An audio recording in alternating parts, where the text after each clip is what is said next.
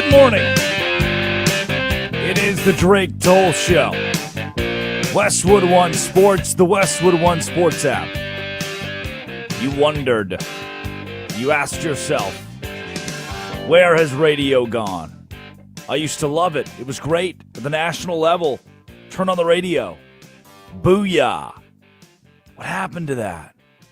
Now it's a lot of the Lakers and the Yankees and the Dodgers, the Dallas Cowboys. And you know what? It still is. Because those are the big market teams. That's who people talk about. That's where the drama starts.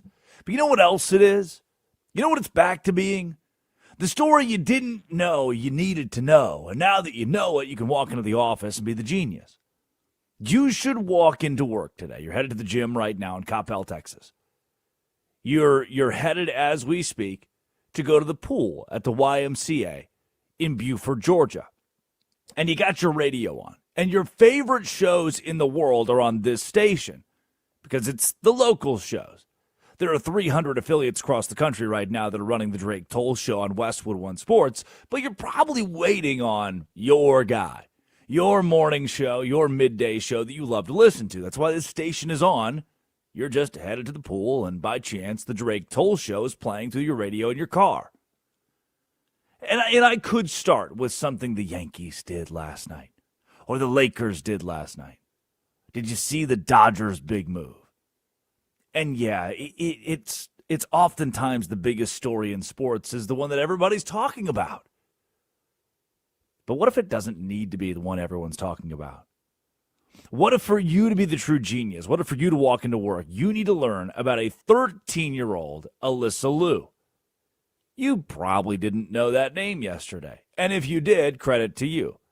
And you may not have done a great job of keeping up with the Olympics this year, and that's also okay. That's why you and I have gathered today, Friday, February 20th, 2026, the year of our Lord, on a day that we will never get back, on a moment you will never get back. We have gathered together for me to introduce you to Alysa Liu and for you to be excited when you walk into work to tell this story. Because now you know something new. Now you know something that contributes to the conversation. Did you guys see when the USA did this? You have that power, that capacity now. Why? Because your radio is dialed in here, Westwood One Sports.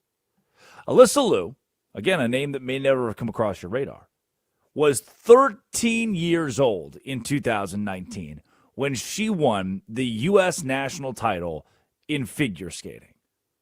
From 2018 to 2020, she was considered a wonderkind. She was a technical pioneer at 13 years old. First American woman to land the 3 triple axels in a single competition. First woman in the world, remember she's 13, to land both a triple axel and a quadruple Lutz in the same program at the junior level. Drake, got to break that down for me, big guy. What's a triple axel? What's a quadruple Lutz? I don't know, but they both sound pretty cool. And she was the first to do them in the same routine at the junior level, ever. And as a teen, she was hailed the American Hope. Imagine being called at 13 years old the American Hope, challenging the dominance of international skaters who had dominated the sport for the last 2 decades. High pressure, intense training schedules all lead up to Beijing in 2022, the Winter Olympics. 16 years old, competing in the Olympics. What were you doing when you were 16? Sneaking a Coors Light, out in the field, hanging out with your friends, going to the movies, learning about life and love. Alysa Liu was at the Olympics in Beijing, China, and finished 6th in the women's singles. That's pretty good for a 16-year-old, I would say. But it's not on the podium. And what do we care about in America? What do we care about the USA? We want you to win gold. It's gold or bust. Silver, bronze, those are cool. We'll applaud you, but we want gold in this country. And she was 16 years old competing for it, finishing 6th, the hope of America. She helped Team USA secure a medal in the team event. But weeks after that, weeks after winning bronze at the 2022 World Championships, she shocked the world. Alysa Liu retired, 16 years old. The quote was, she had gotten what she wanted and simply wanted to be normal. When you were 16, you didn't know it, but you were pretty grateful to be normal. You didn't have a Hannah Montana lifestyle here. She took a couple gap years. And you know what she did in those gap years? She moved to California, back home. Went to UCLA, normal student. Studied psychology. Went to the base camp of Mount Everest. Why? Hang out, cash some happy checks, go on an adventure, and just spent time with friends. She avoided skating entirely, deleted social media, disconnected from the sport. I'm done. That same Alysa Liu, yesterday, won the gold medal in Milan. She returned to skating in 2024. That's not that long ago. When she went on a ski trip with some buddies and said, oh, I forgot. Being on the snow, being on the ice, being on the slopes reminded her of the rink. She flipped it all around, returned to training in late 2024, and called herself Alysa 2.0. Joy, artistic expression, not just technical stuff. And in her first season back in 2025, she won the World Championships and is now the gold medalist at the Winter Olympics in Milan. Wow. She won the women's individual gold with a score of 226.79. Blew the rest of the competition out of the water and ended a 24-year drought for the Americans. What you need to know when you walk in the office is that most days you could say the name Alysa Liu and no one there would know what that means. And today you could also say the name Alysa Liu and folks wouldn't exactly get it right away. But now you have the power. You possess a story that transcends all.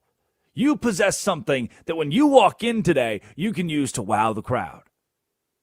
And it's that a 24-year drought has been ended by a girl who was 16 when she competed in her first Olympics 4 years ago, who can't even legally drink yet.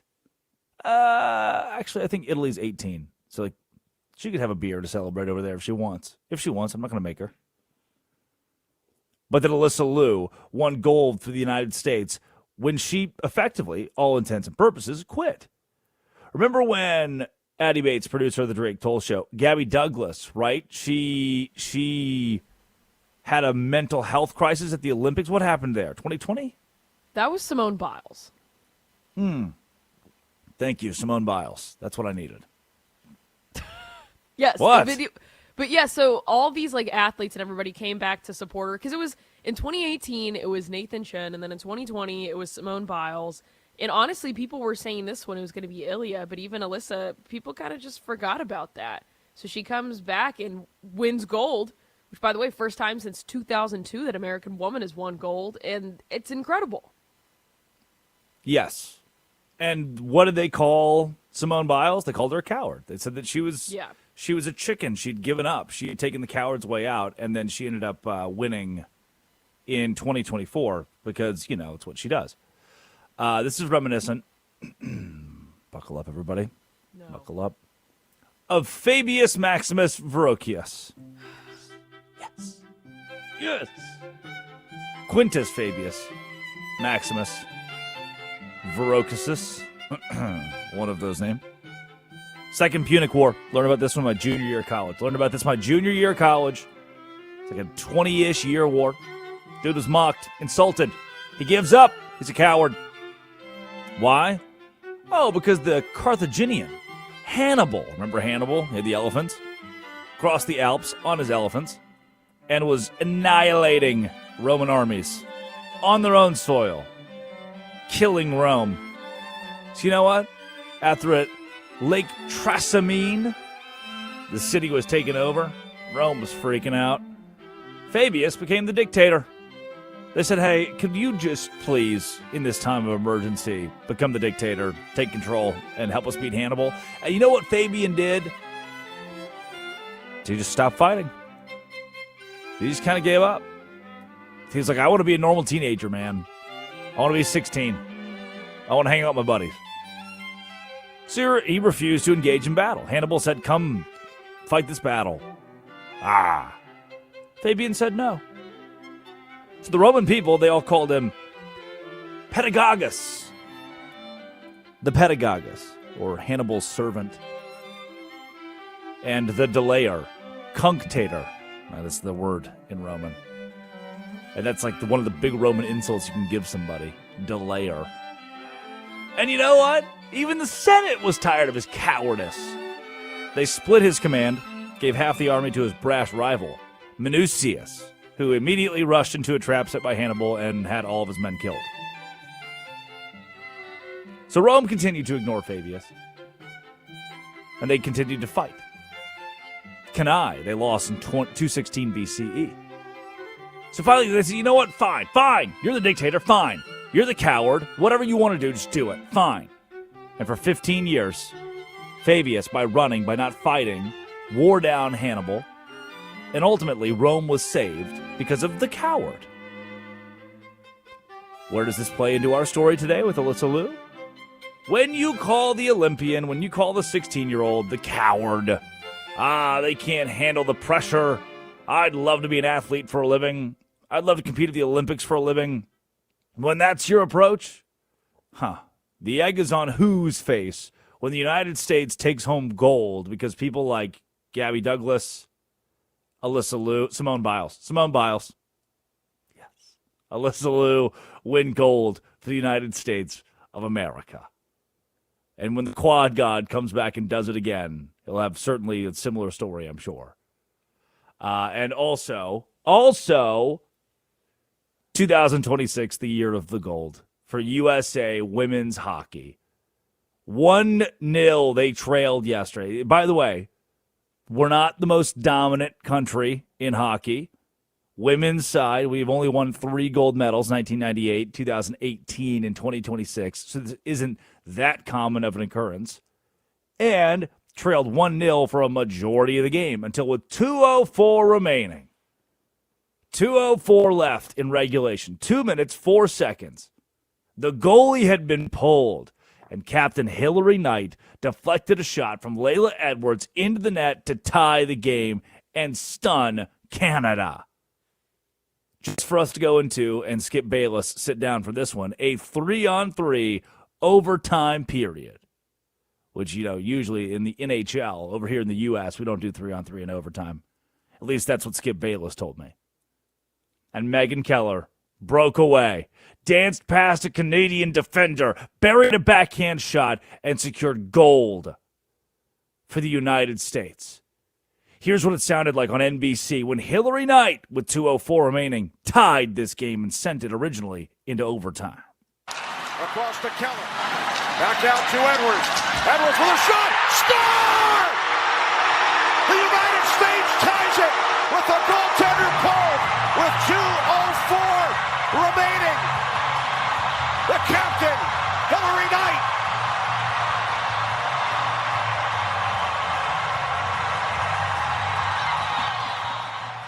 Play Freebird. 1-1 and overtime on NBC. Here's Megan Keller, game-winning goal. The outlet pass for Keller, a defenseman. Nice move, cuts to the net, score! Megan Keller, the overtime hero. The United States wins gold and belong.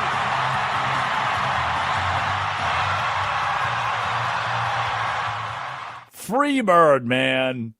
Pretty cool, the amount of people from the United States that are in Milan. At least that's the sound of it. They were freaking out in the arena, and it's over. The USA wins gold in women's hockey. Hillary Knight, just mentioned Hillary Knight, announced it would be her final Olympics. 36 years old, the team captain, and she's the all-time Olympic leader in goals with 15 and points with 33 for U.S. hockey. But Layla Edwards, you just heard that name, 22 years old, the first black woman to play for the U.S.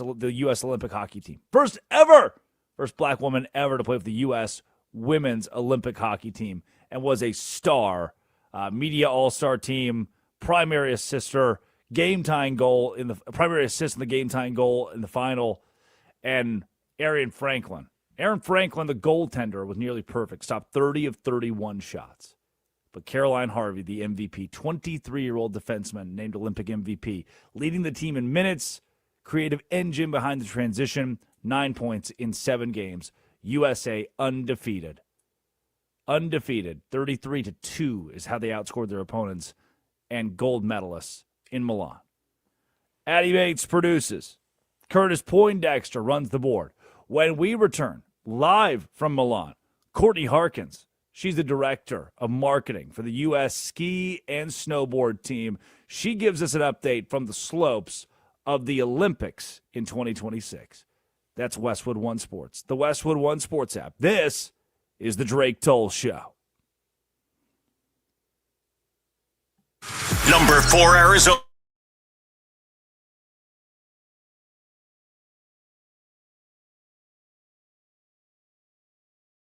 Now one of these days I'll wake up tired of the life I'm living and feel inspired to get off my ass and be on my way. One of these days I'll wake up steady and ready to go like Richard Petty. I'm gonna wake up and change my ways. One of these days, one of these days, I'm gonna find me a better way to live my life and carry on without the strife. I know it won't come easy, but believe me when I say I'm gonna wake up and change my ways. One of these days, one of these days I'm coming up to it, gonna put my foot right down and do it. It's about damn time. It's about damn time. I made a change. One of these days I'm bound for glory, and that's the moral of this whole story. I'm gonna wake up and change my ways. One of these days, one of these days, I'm gonna find me a better way to live my life and carry on without the strife. I know it won't come easy, but believe me when I say I'm gonna wake up and change my ways. One of these days, one of these days, I'm gonna find me a better way to live my life and carry on without the strife. I know it won't come easy, but believe me when I say I'm gonna wake up and change my ways. One of these days, I'm gonna wake up and change my ways. One of these days.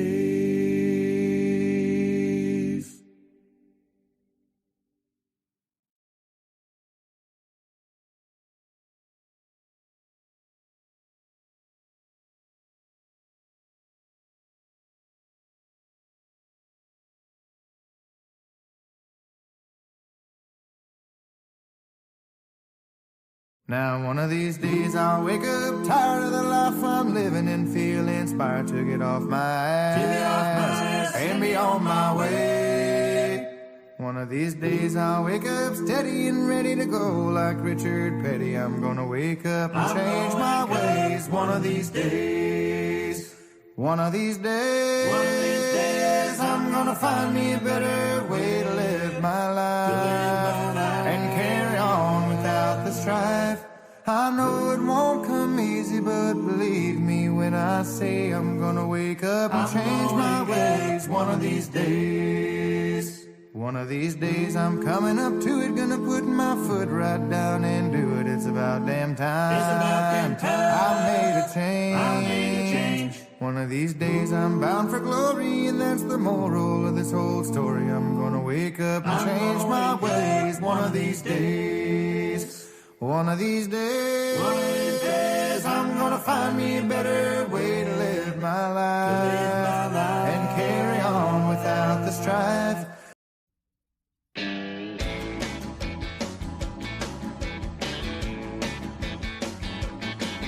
Well, when I was young, my mama read me nursery rhymes beside my bed. And though they sounded mighty fine, they made no sense to me. Now that I am all grown up, it seems my nights have changed as such. So I went out and made me up a nursery rhyme for me. It goes bar light, bar bright, first bar that I see tonight. Wish I might find someone to hold me tight. Hey, diddle diddle, the man with the fiddle and the girl sing along gonna dance till you turn out the lights and you can shut down this saloon. You know, I never understood how a big old gal can raise no kids in a shoe. And any old jack goes jumping a candle needs to find something better to do. And a rub-a-dub-dub 3 men in a tub sure sounds kind of funny to me.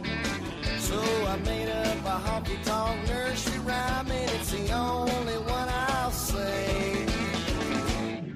It goes bar light, bar bright, first bar that I've seen tonight.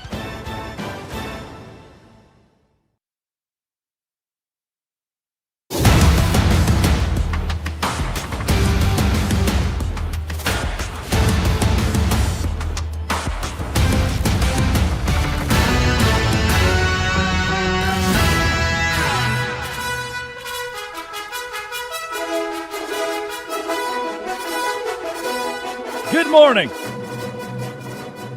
The year of our Lord 2026. And Westwood One, the home of Iron Eagle, Kevin Harlan, the Super Bowl, the Final Four, now has 24/7 radio.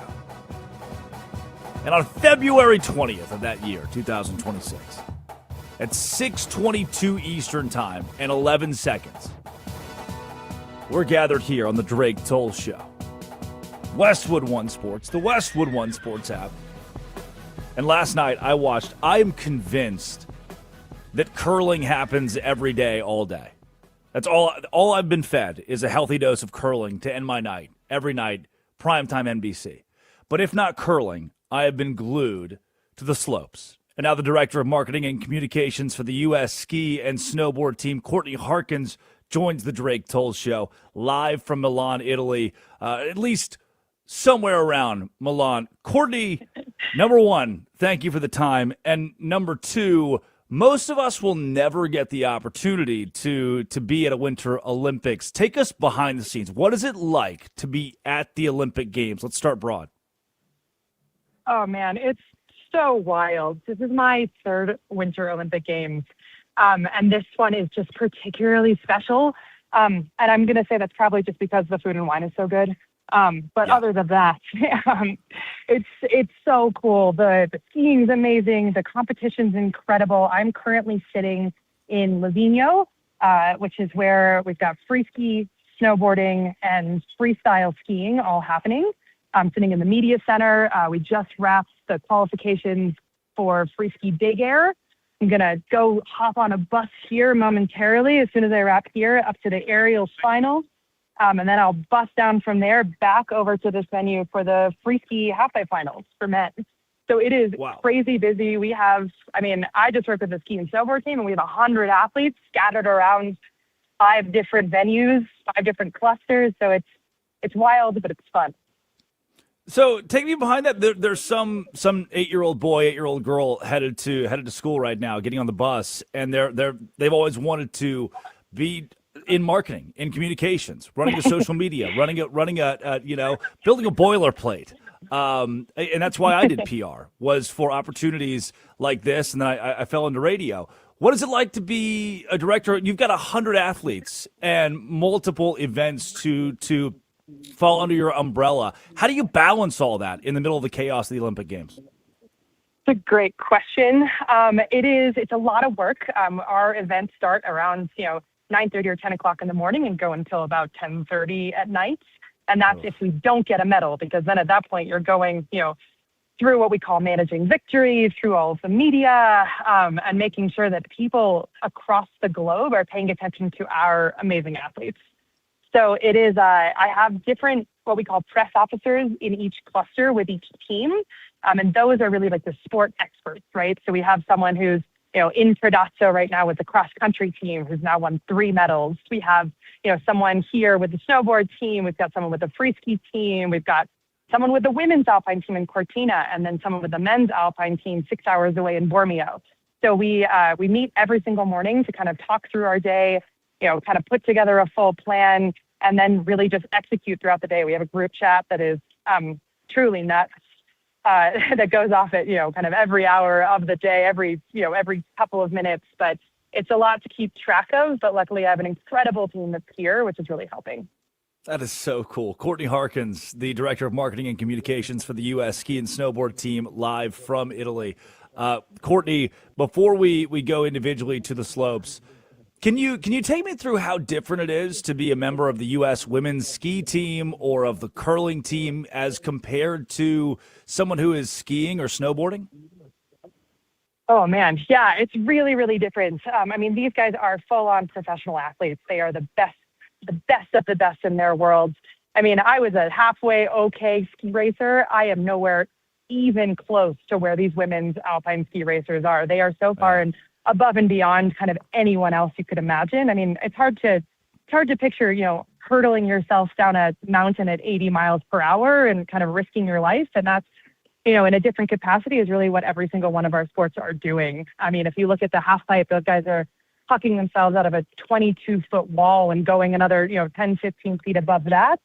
So the injuries are crazy, but the skill set is unbelievable.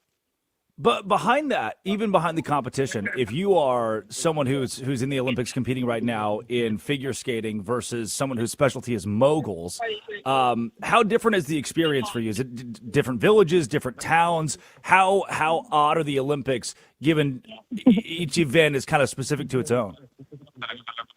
Yeah, I don't know. There's a lot of camaraderie, actually, that happens here that you really don't see outside of the Olympics. And even if the sports are totally different, they're all sitting down at dinner together in the village. We're all chatting with each other. They're following each other on social media.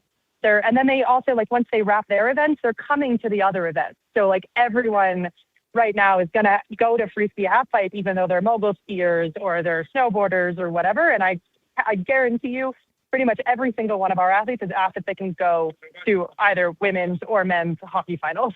So, and the hockey gold medal game.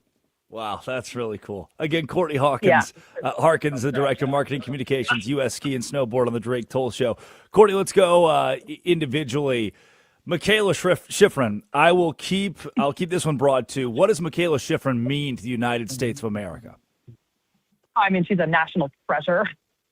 She is, she's the most accomplished ski racer in the entire world, alpine skier in the whole world. She's 108 World Cup wins, and she went 0 for 8 at the Olympics over the last couple of cycles, and it's been really tough. And mental health is a real it's a real thing in sports, and she's really battled it with some devastating losses in her life, with her father passing away a few years ago, and so seeing her back on top in the slalom, I guess was that yesterday, 2 days ago, was so special and so deserved. She's worked so hard for it. So I don't think I've seen that many grown men weep in quite a while.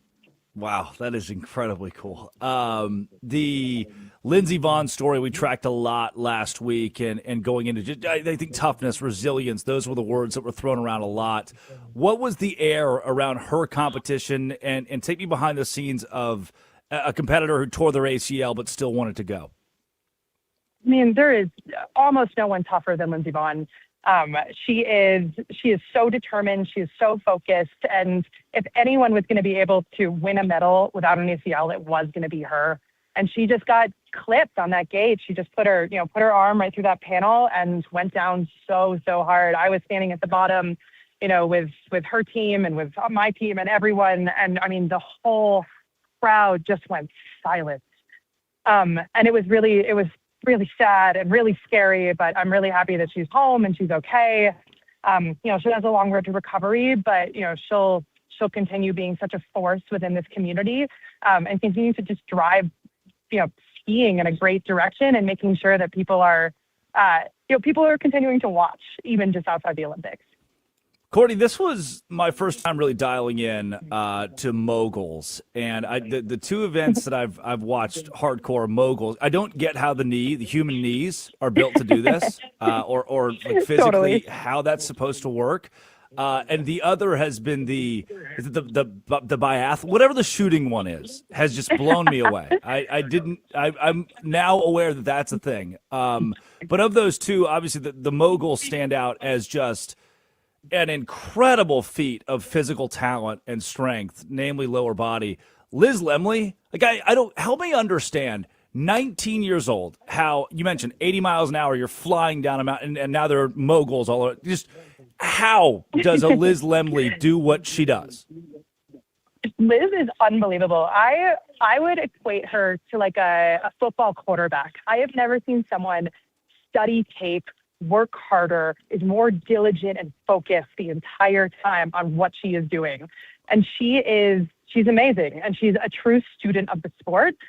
But yet also, can sling herself down a mountain, and just crush bumps the whole way. It's so cool. Those girls the girls and the guys work so hard in the gym every day. Most everyone is based in Park City, which is where I live full time. We have a huge building called the Center of Excellence. I think you've actually been there. And it's and they're working out there multiple times a day. They are hitting water ramps, which I know you've seen as well. In the summer, they're dialing in their jumps, they're getting super strong, and then they bring it to the snow in the winter, and it's just ridiculous. And the dual moguls competition, I think, is maybe one of the more fun events you can watch in the whole Olympics. And watching two people just jumping through moguls and then hucking themselves off the jumps is pretty impressive.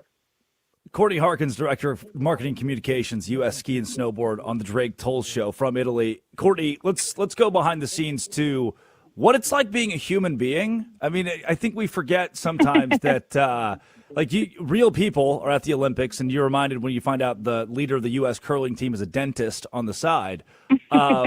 For you, as a human being, you're leaving the U.S. for a month plus. What is this entire process like, just uprooting and calling somewhere else home for as long as you do and being in the middle of that chaos for as long as you are? Chaos is a really good word to describe it. I've been here. I got here at the end of January, so I've been here for nearly a month at this point. It's a little wild, especially because these games are so spread out. I spent, a week in Milan, a week in Cortina. I was down in Predazzo. I now am in Livigno. So you're just bouncing around. You have to kind of turn off your real life. You kind of forget to respond to texts and jump on social media and things like that. Because you're just so focused. I mean, we're working 20-hour days. You kind of go to bed at probably 1:30 in the morning. You're up again at 5:36 to just make sure that everything is totally dialed. So it's so busy. I luckily have a really good support system at home. Husband who's taking care of our dog and making sure that the lights are staying on in our house, because we are you're just so gripped here that we've been here for a really long time, and it flies by. So it's and then we'll be back, and that's the other cool thing. We go until the 23rd. We go home for a week, and then we come back for the Paralympics, because that started at the beginning of March. Wow. Well, that's a month. It's a good month. I can only imagine what it's like right now in Italy, what it's like at the Olympic Games. Courtney, thank you for taking us behind the scenes. What should Americans be glued to? The folks in the United States, the next few days, be glued to as the Olympics wrap up? Oh, good question. So today I would 100% go and watch the men's free ski halfpipe. That'll be an unbelievable program. We have 4 Americans in the finals: Alex Ferreira, Nick Gepper, Hunter Hess, Burke Irving. They are the best in the world, and any one of them could win gold, silver, or bronze, or maybe all 3 of them will. So I highly recommend watching that. Tomorrow you've got team aerials, which should be very, very fun as well. So that's when they kind of like gymnastics almost. They huck themselves off a really, really big jump and do crazy tricks through the air, but in just sort of a different way than free skiing. And then on the last day of the games, I'd watch the women's 50K. It's going to be Jessie Diggins' last Olympic race. She's another national treasure, sort of akin to a Michaela Schifrin. She's going to retire after this season.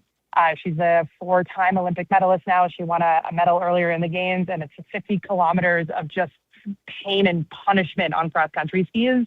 And she's got a good chance there, too. Love it. Courtney Harkins, the Director of Marketing for the U.S. Ski and Snowboard team. This was such a treat. Thank you for your time. Enjoy the rest of Italy and the food especially. Thanks so much. I'll eat an extra plate of pasta for you later. Nice. Love that. Again, Courtney Harkins. So cool, man. From like the Olympics. You grow up, you're a kid, and you think like the Olympics are the coolest thing ever. You watch, you root for the United States, you root for your country, you root for Canada if you live in Canada. There are listeners in Manitoba. And then you hear from people who are boots on the ground in Milan, in Cortina, in Italy for the Olympics. That's pretty damn cool. That's pretty dope. Again, Courtney Harkins. Good stuff. We met for the first time in 2024. The Savannah Bananas. We went and trained, like faux trained for a day at the U.S. ski facility in Park City, Utah. We were up there, and they have these massive Olympic-sized pools that you ski into. That's how they train in the summer when there's no snow, is Olympic-sized pools and trampolines. And I did both of them, and I was not good at either, the pool thing or the trampoline thing. But, man, sure can watch those Olympics. Hattie Bates produces from Washington, D.C. Curtis Poindexter runs the board. When we return here on the Drake Toll Show, the United States of America has some biggest losers in it. Sponsored by Progressive Commercial Insurance, protecting your business vehicles 24/7. See if you can save at progressivecommercial.com. This is the Drake Toll Show. The NFL.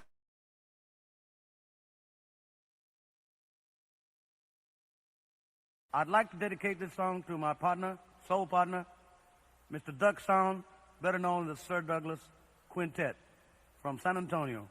Wherever you are, brother.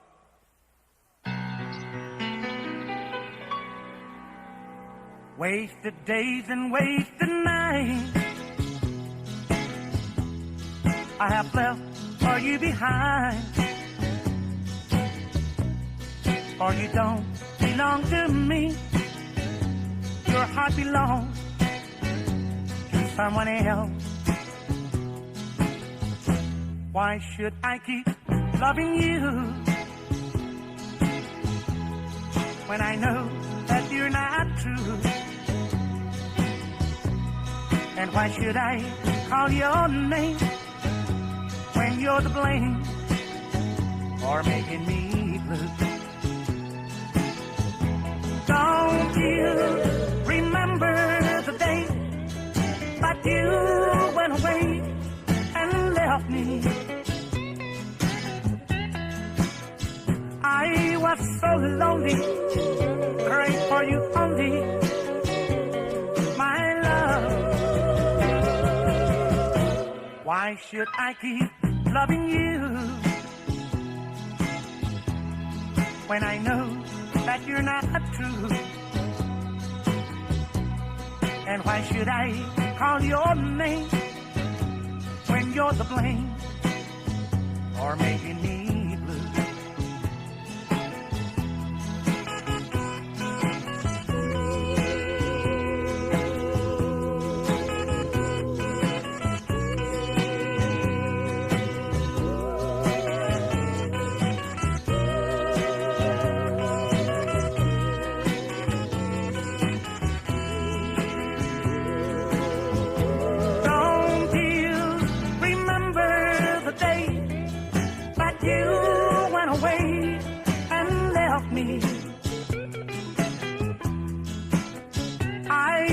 So lonely, pray for you only, my love. Why should I keep loving you when I know that you're not true? And why should I call your name when you're to blame for making me blue?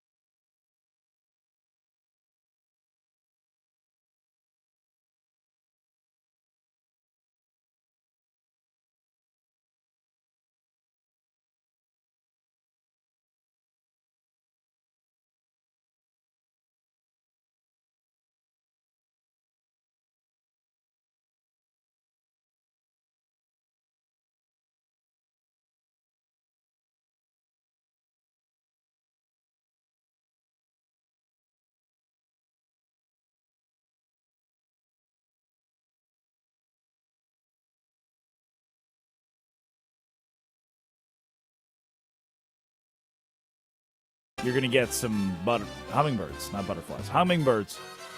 Kind of that South Georgia region, Mississippi, Louisiana, Alabama, all of Florida will get hummingbirds. We'll crawl up into the Appalachians, the Appalachian Mountains, April 1st through 15. And then May 1 through 15, New York and the northern part of the United States could see their hummingbirds return. That is per Mississippi State University. Excited, everybody? Come on. Addie, hummingbirds? I love hummingbirds. They're so All right, pretty. Great. This should be good news to you. They will be in Washington, D.C., April 1st through 15th, the hummingbirds, like the nuns that were walking across the earth. They'll be in your area in that 15 days, man. Also, biggest winner, Jake Cantor woke up from a 6-day coma, asked his mom if he was dying, had 4 skull fractures, spinal fluid leak, no use of his right ear, almost died, and won an Olympic medal on Wednesday. Bang! Bang! Jake Cantor, dudes rock again. Addie Bates produces the Drake Toll Show. Curtis Poindexter runs the board. 1 hour's down already? We just started the show. 310-840-4910. 310-840-4910. That's not my personal phone number, but you can call or text it. Westwood One Sports, the Westwood One Sports app. When we return, the obituaries. Who's dead today? Let's mourn them. This is the Drake Toll Show. This is Westwood One Sports.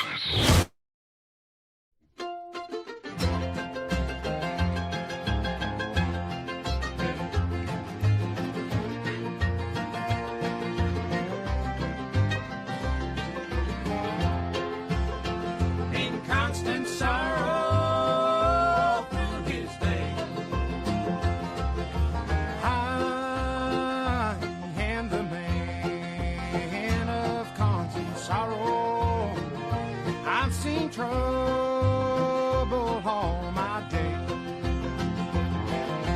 I bid farewell to old Kentucky, the place where I was born and raised, the place where he was born and raised.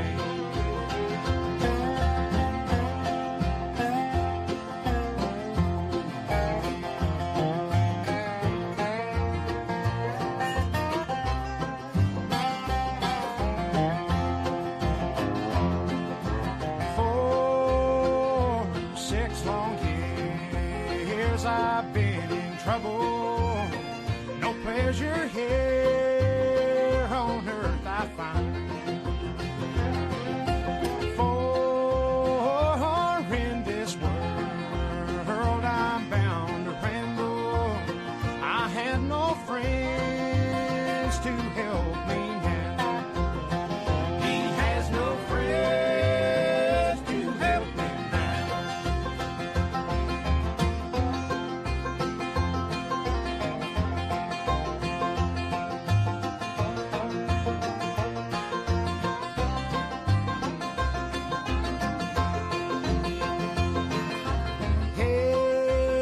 Head fare thee well, my old true lover.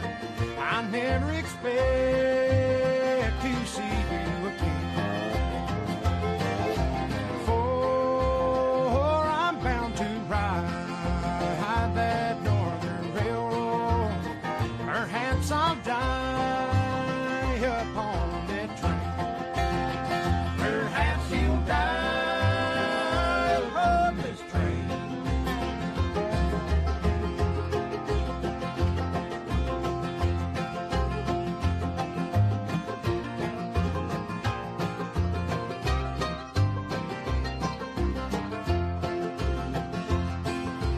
You can bury me in Sunny Valley for many years where I may lay. Then you may learn to love another while I am sleeping in my grave. While he is sleeping in his grave.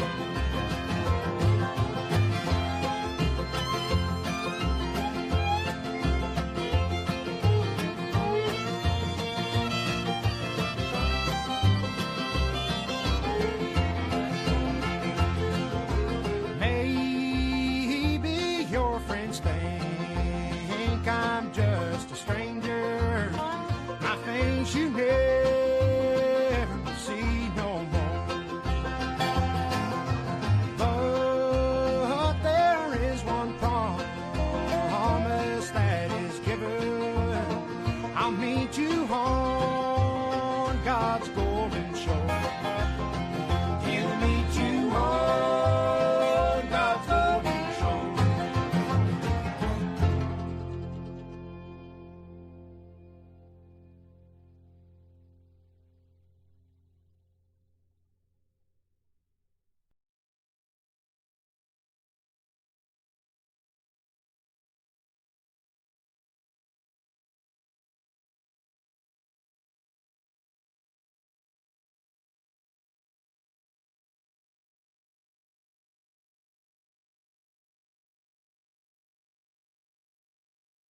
Bomba-dee-da, bomba-dee-da, bomba-dee-da, bomba-dee-da, bomba-dee-da, bomba-dee-da, bomba-dee-da, bomba-dee-da, until we meet again. Happy trail,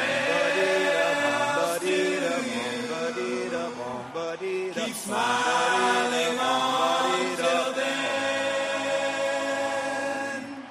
Who cares about the clouds when we're together?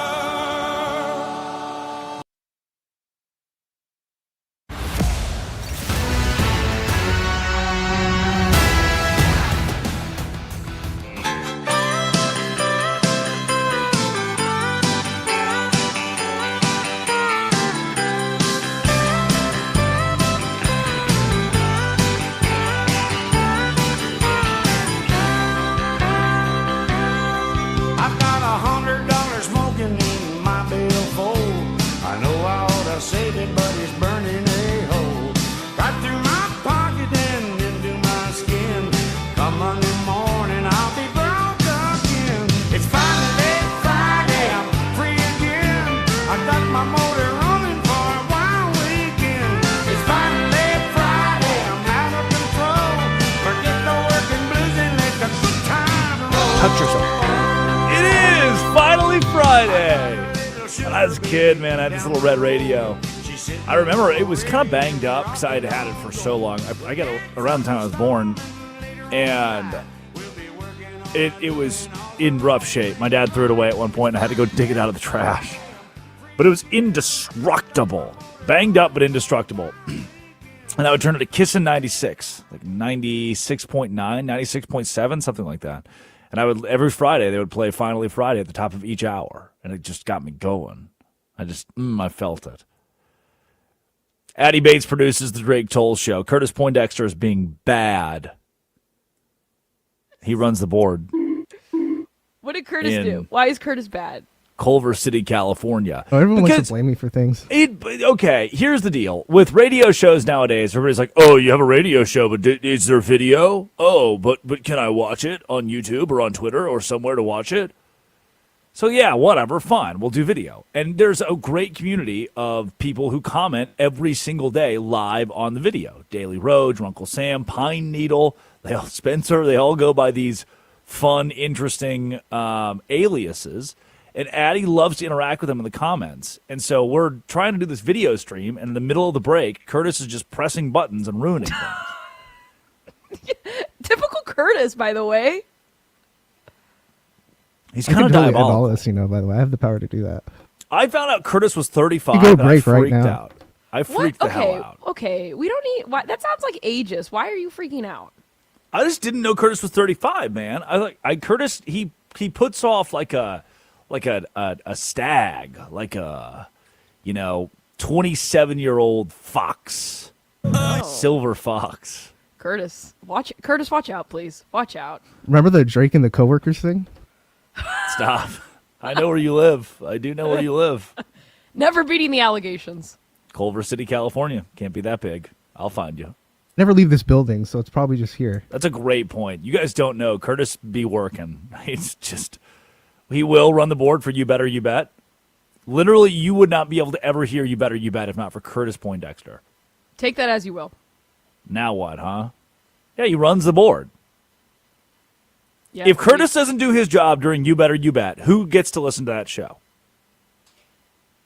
Nick Costos. Yeah, no one. Right, Curtis? The 2 producers he has.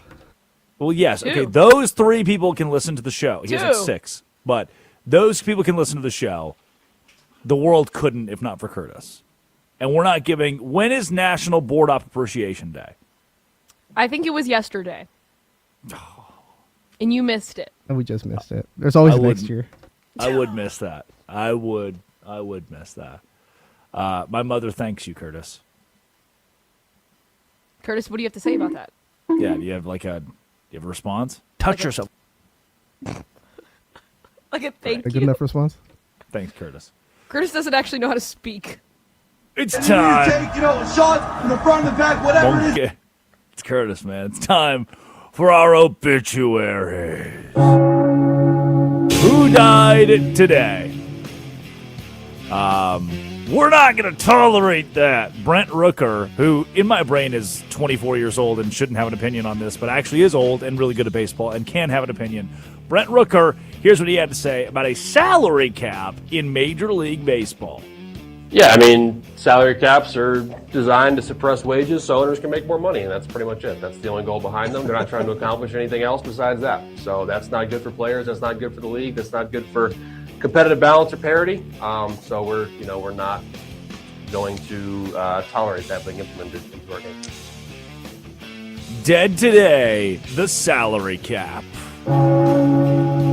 Look, dog, this is the reason we're going to lock out in 2027 and not have baseball. This is why you're not going to see baseball. Why? Because the owners want a salary cap. Why do the owners want a salary cap? Well, they would tell you that they're tired of the Dodgers spending $400 million in a year on a roster and the Marlins spending $20 million in a year on the roster. But here's the deal.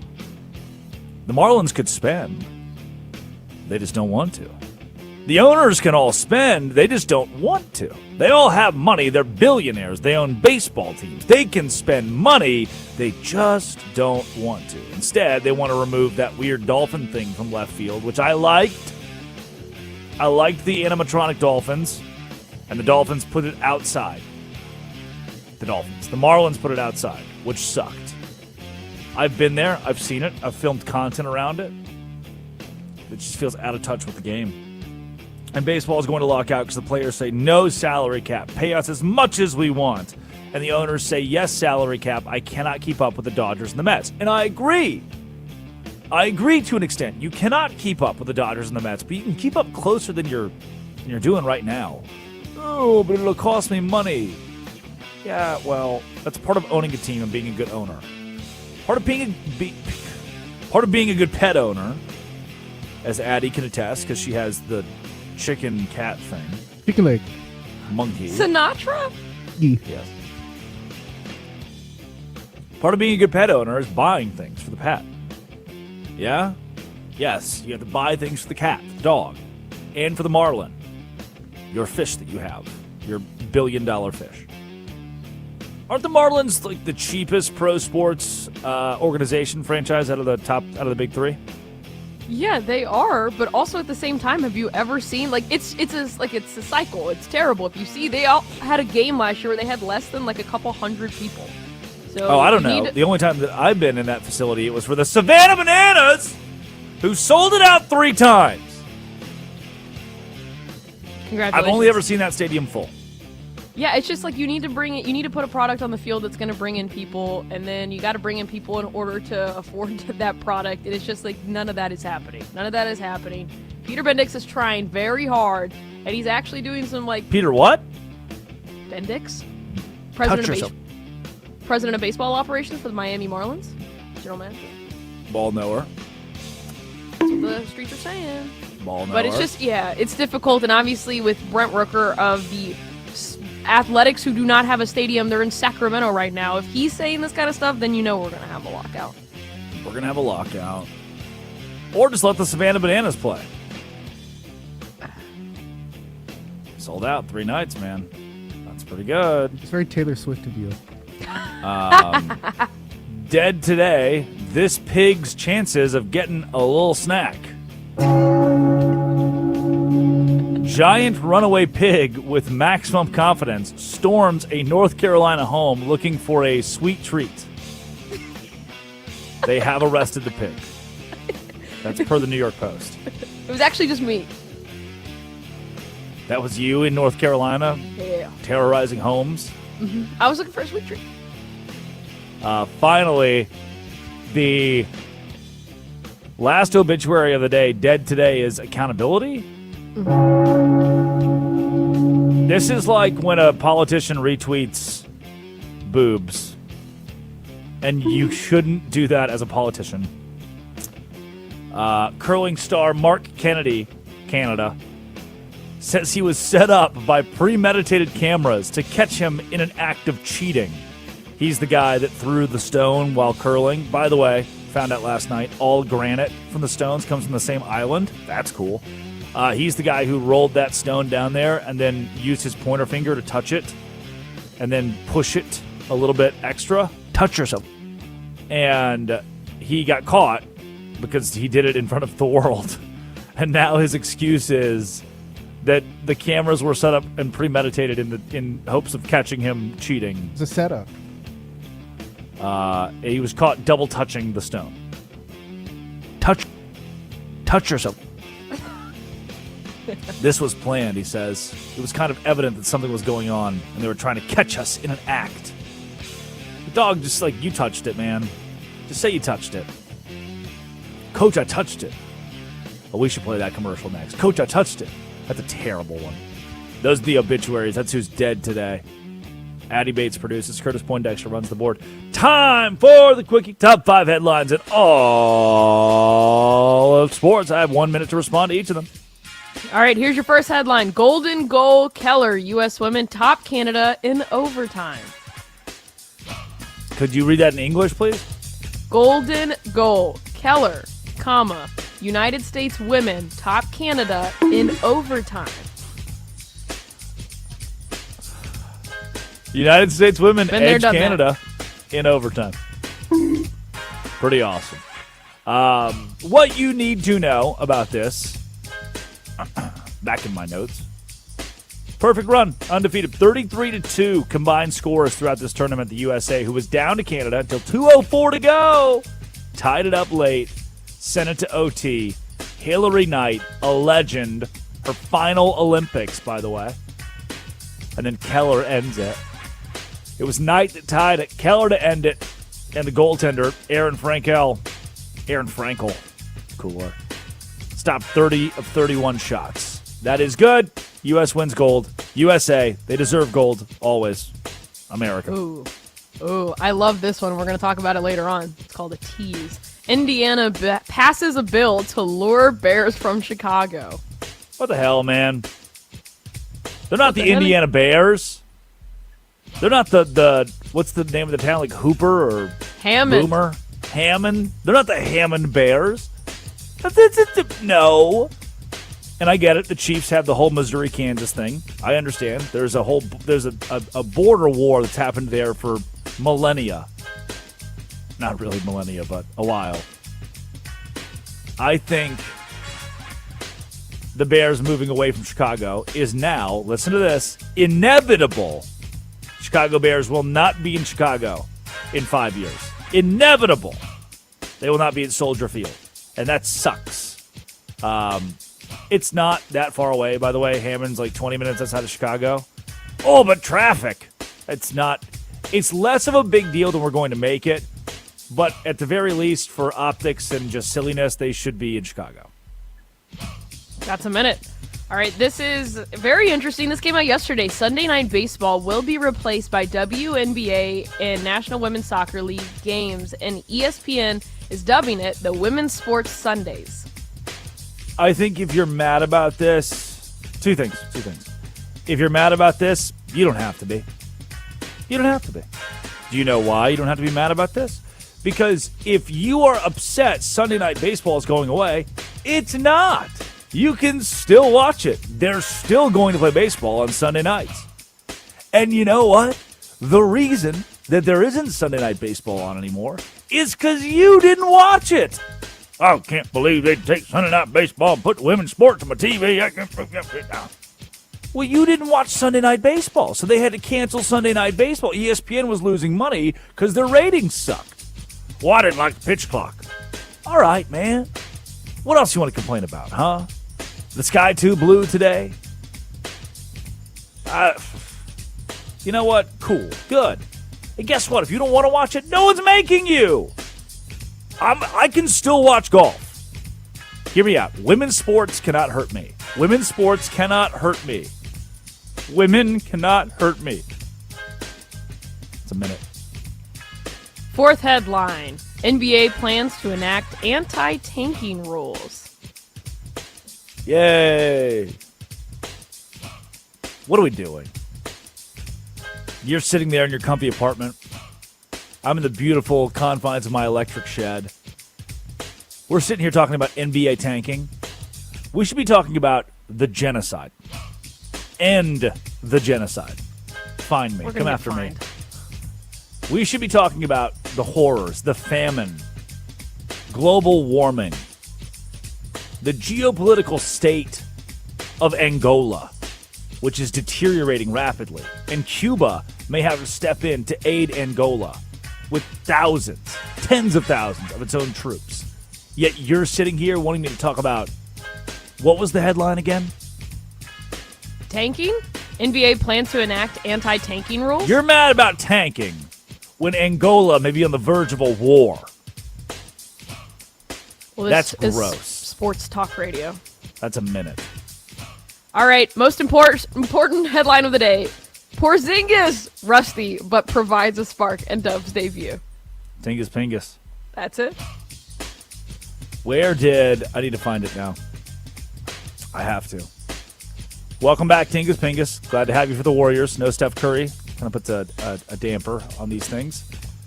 I would like to, you reminded me of this. In the wake of Kristaps Porzingis, who the hell is Tingus Pingus? What is Lativia? In the wake of his return, I am excited to congratulate my close and personal friend on becoming the new Fort Smith, Arkansas Public Schools Director of Athletics and Activities, Rusty Bush. Please, everybody, give it up for the new Fort Smith, Arkansas Public Schools Director of Athletics and Activities, Rusty Bush.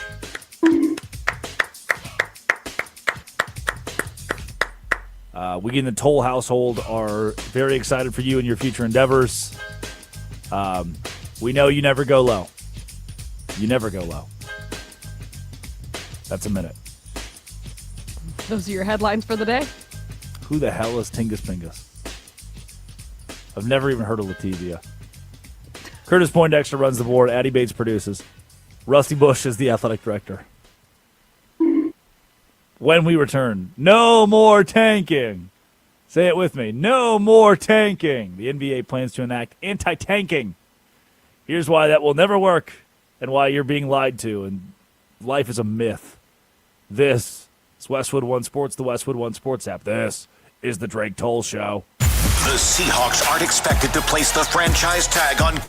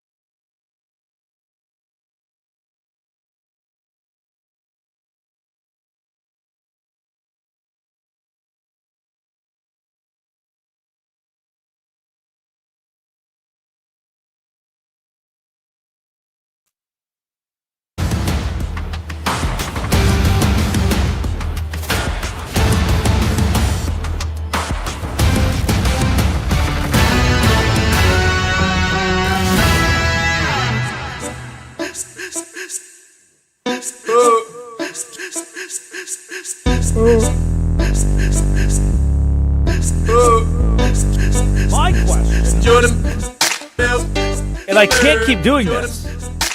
My question is, when will Bleck and Abdallah, those cowards, those spineless cowards, start playing Jordan Belfort every day? They want to play Stab and Tickle. They think Stab and Tickle is funny, but they won't play Jordan Belfort. My edited version that I did, where I blurred out the word Molly. That's what the word was that you censored? Yeah. If you're to use that word in reference of a drug, I probably would not do that, and I do not believe that the FCC would want me to do that. So I did cut out Molly. Okay. Also, Which I the opinions of Drake Toll do not reflect the opinions of the entire Hold channel on. about What? Bleck and Abdallah. Oh, me calling them spineless cowards? Yeah. They know how I Black feel. and Abdallah are our P1s, I think. There are what? Our P1s? Radio term? What does P1 even mean? It's people in the age range you want to target and your number one listeners. Oh. P1. Wow. Yeah, no one ever... Addie, is this a new term for you? I have heard that. Okay. I guess I just have only worked in radio for a cumulative 9 months of my life. Oh, I guess so. What? No, I was just thinking. I'm just piecing it all together. My whole goal coming into this was I have done radio before, but this is like a journal to myself of life and love, stories of life on the road. Have I read you my schedule coming up? Do you know you know my schedule coming up? Yeah, I'm Secretary Bates. You've been designated my new secretary, which is awesome. Great move by the company, by the way. Yeah, I was thinking the same thing. Banana Ball begins this weekend with some with the final. It's the final weekend of spring training, but fans are welcomed in for the Savannah Bananas, firefighters, party animals, Texas Tailgaters, Indianapolis Clowns, and Loco Beach Coconuts. I'll be in Tallahassee next weekend, then Memphis, then New Orleans, and Sacramento, and Albuquerque. Highlights of the schedule: New York City, Yankee Stadium. That's cool. Come on. Followed by Vegas the weekend after that. We'll be in Tacoma, Washington. I'm excited for that one. Nashville, Eugene, Oregon. The football stadium at Oregon. Come on, Addie Bates. Come on. Yeah, it's cool. They're cool venues. Yeah. It's going to be cool for you to travel and see all of that. Do you think that the Drake Toll Show listeners will watch me on ESPN or TNT or the CW? Maybe. I think maybe. I'd invite them to. I'll invite them to. Basketball. We told you we'd talk about basketball. We're going to talk about basketball. The NBA. I want to segue into this with the coach I touched it. It is the worst commercial of all time. The first 20 seconds are just squeak, squeak, squeak, squeak, whoosh, squeak, squeak. So I'm going to play-by-play you through the first 20 seconds of this commercial and what happens. And then we're going to take you inside the huddle where Alex touched it. And Curtis, please roll tape.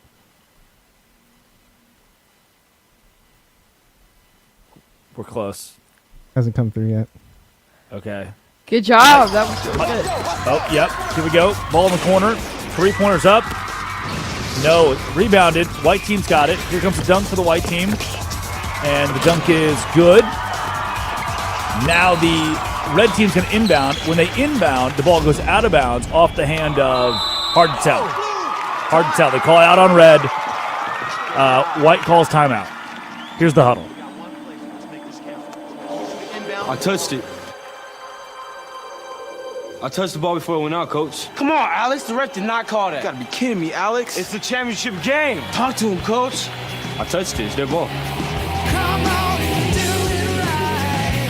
Don't foul them when they inbound. Team on 3. 1, 2, 3. Nice going, Alex. Sorry, Coach. Alex. Good call. Sportsmanship. Pass it on. Red. So you're following what happened there. Alex ended up touching the ball out of bounds, but the referee didn't see it. He called it out on the other team. But Alex felt so guilty in the championship game that he told his coach, I was actually the one that touched it. He went up to the referee. The referee probably slapped him. The referee probably teed him up. He probably got a technical foul for for being such a punk.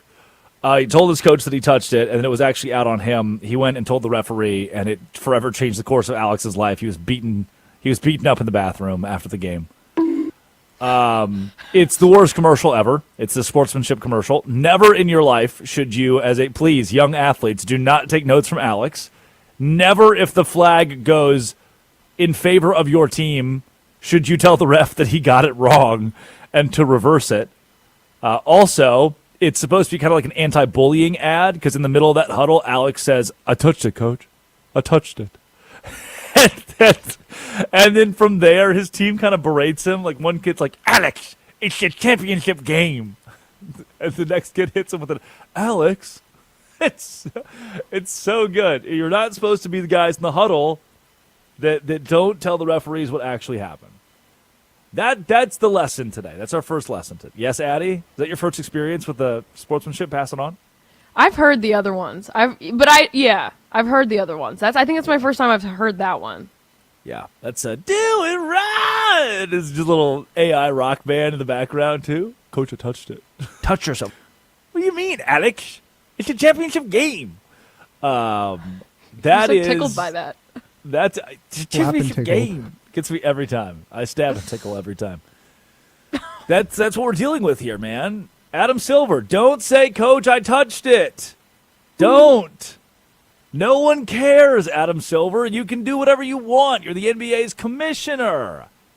And now you've come to the podium and said tanking is a serious issue. Dog, tanking's existed since the beginning of time. It's what every franchise does. You know what? Hello, Oklahoma City, who just stocked up draft picks and sucked for a couple of years, and now they are dominating the world. They are as hot as the surface of the sun. Sometimes tanking sucks for a couple of years, but then we all come back around, and it's fun again, because you're good again, because you tanked. That's the point. Don't ruin a good thing. And you know what? NBA fans, they exist. They're out there. NBA fans, true fans of the game, this is not really that big of a deal for you, because you understand what tanking's going to get you. Pittsburgh Steelers fans have understood, hey, if we just lose for a little bit, we're going to be A-okay. Things are going to be fine.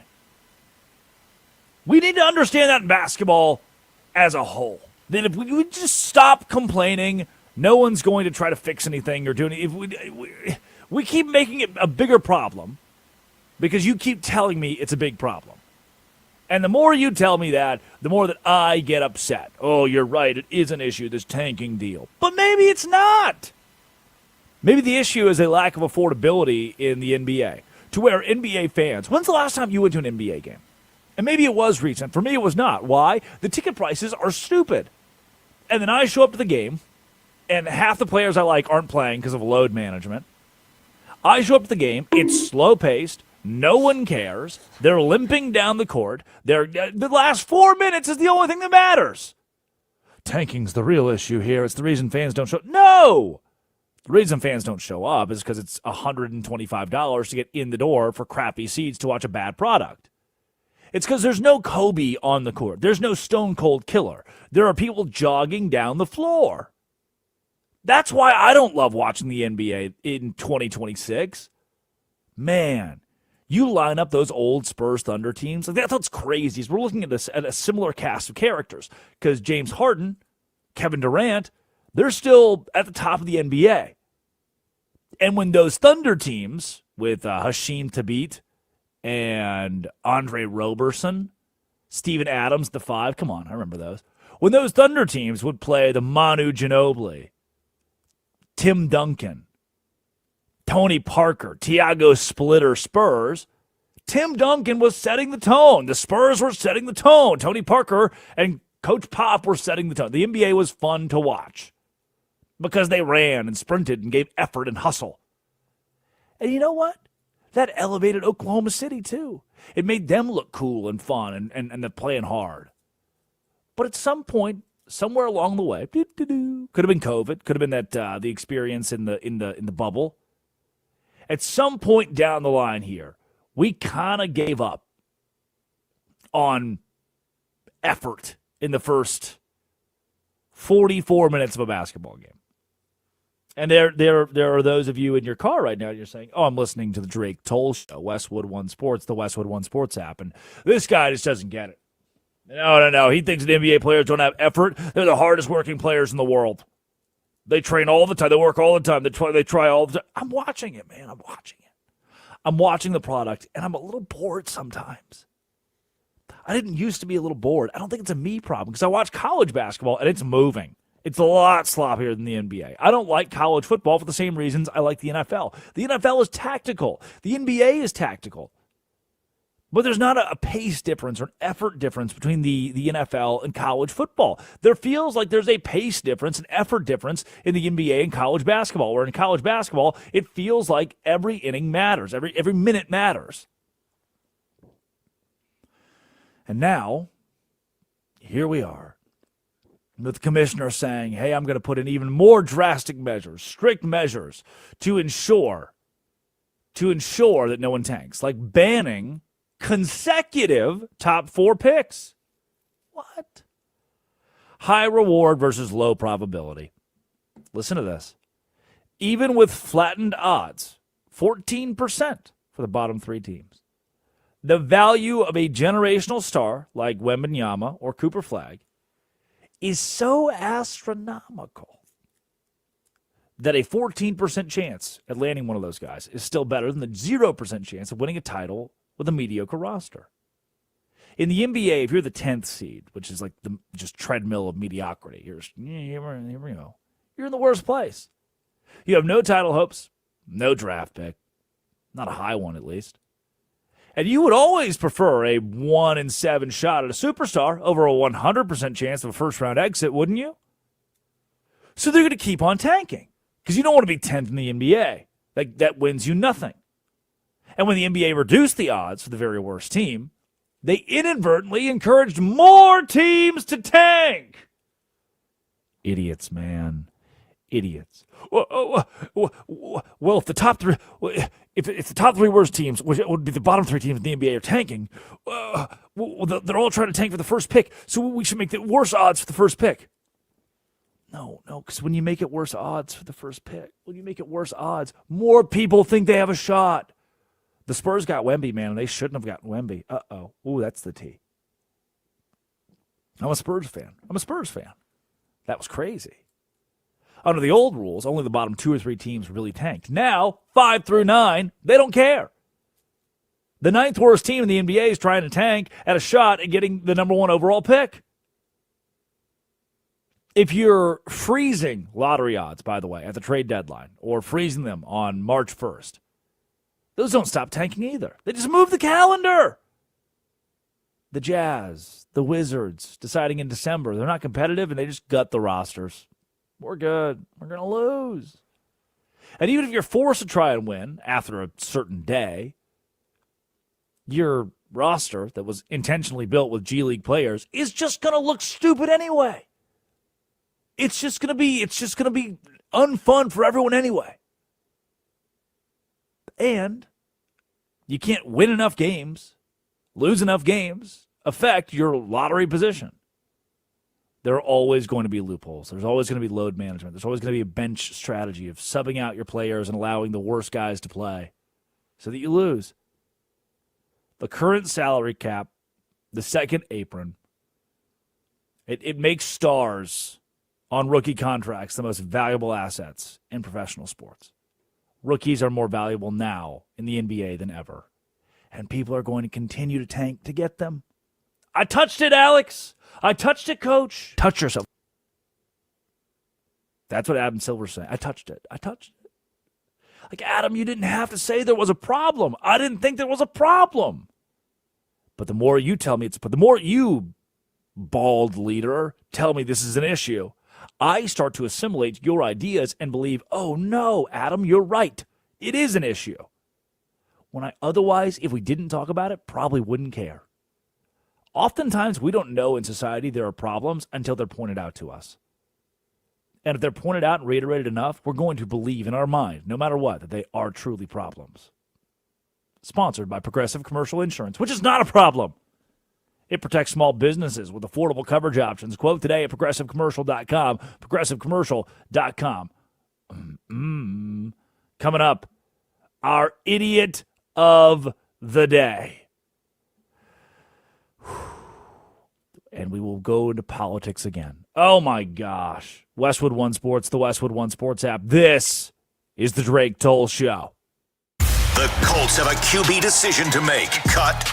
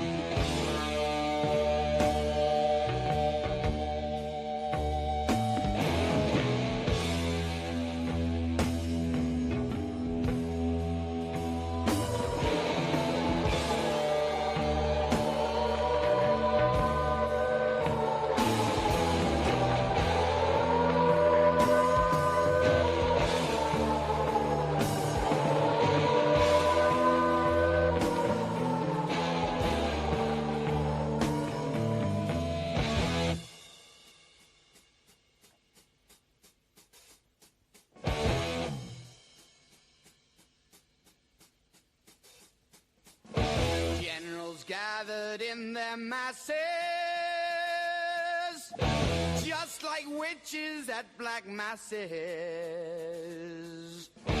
Evil minds that plot destruction, sorcerer of death's construction. In the fields of bodies burning, as the war machine keeps turning, death and hatred to mankind, poisoning their brainwashed minds. Oh Lord, yeah.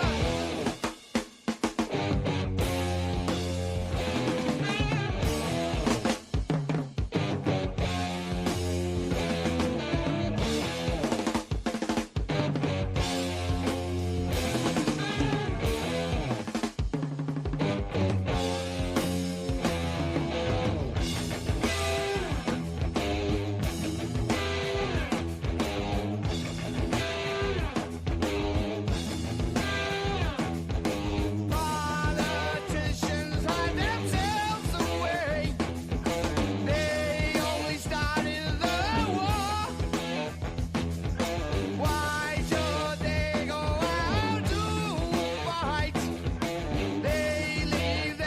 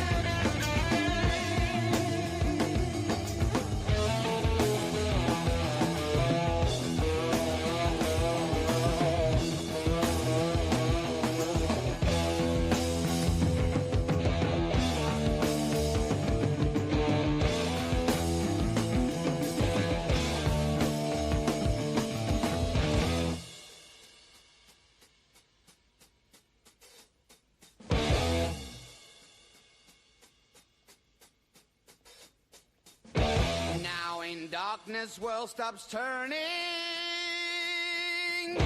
Ashes where the body's burning. No more war pigs have the power.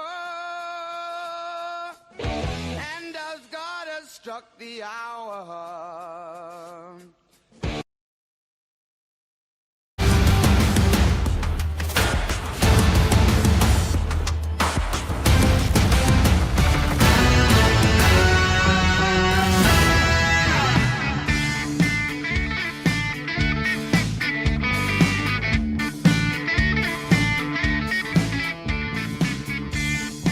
It's the Drake Toll Show. Westwood One Sports, the Westwood One Sports app. Curtis Poindexter runs the board. Addie Bates produces. Addie, who's the worst boss you've ever had? No, what? No, I don't think I've ever had a bad boss. Whoa. Someone hasn't lived. Curtis, No, who's the worst boss you've ever had? I don't know. In radio, I've had a couple, actually. The one that made me almost quit radio, but she's no longer in the business, so it's okay. Wow, that's a win. It's a dub. Addie, what were you saying about only having good bosses? Yeah, I'm trying to think. Like, my boss at my other job, like, at MLB is the same boss that I have at the Caps game because he's awesome. Like, he's amazing. Armin is great. Like, amazing. I'm not asking about your current bosses, obviously. You can't be honest about those.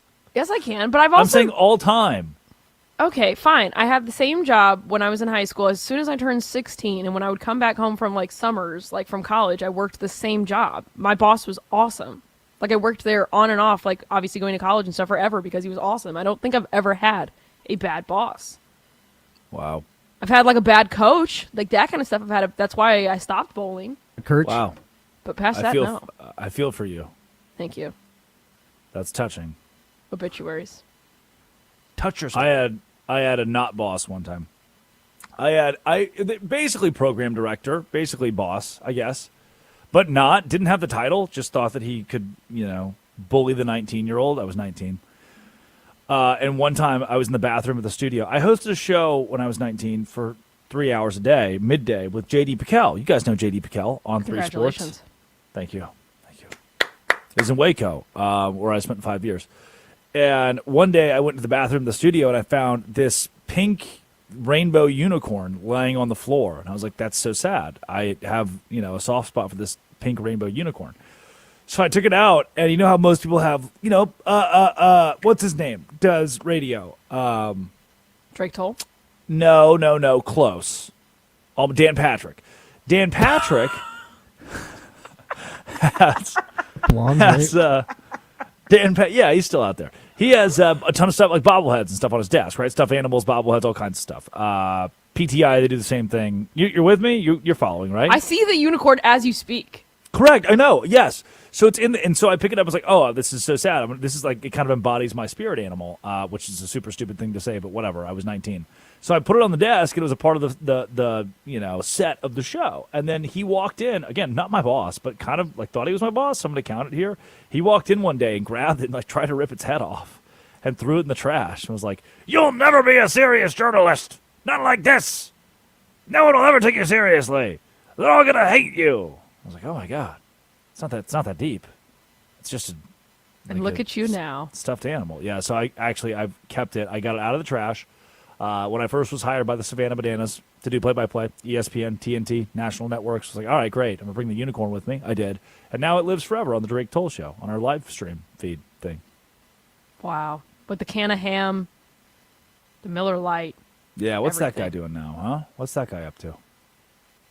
Making a fool out of himself. Yeah, because we have 300 affiliates. You know Scott Miller? You ever heard of Scott Miller? I have. Yep.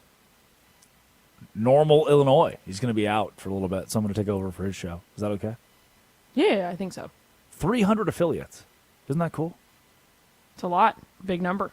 It's a lot of radio stations that are right here. Westwood One Sports, the Westwood One Sports app. And they're ready for the Idiot of the Day. Idiot of the Day.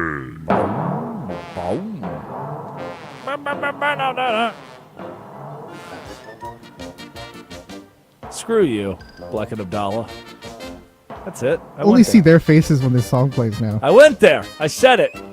You want to see their faces? We could make that happen. Our stream, yeah. No. Bleck and Abdallah have once again struck on this show.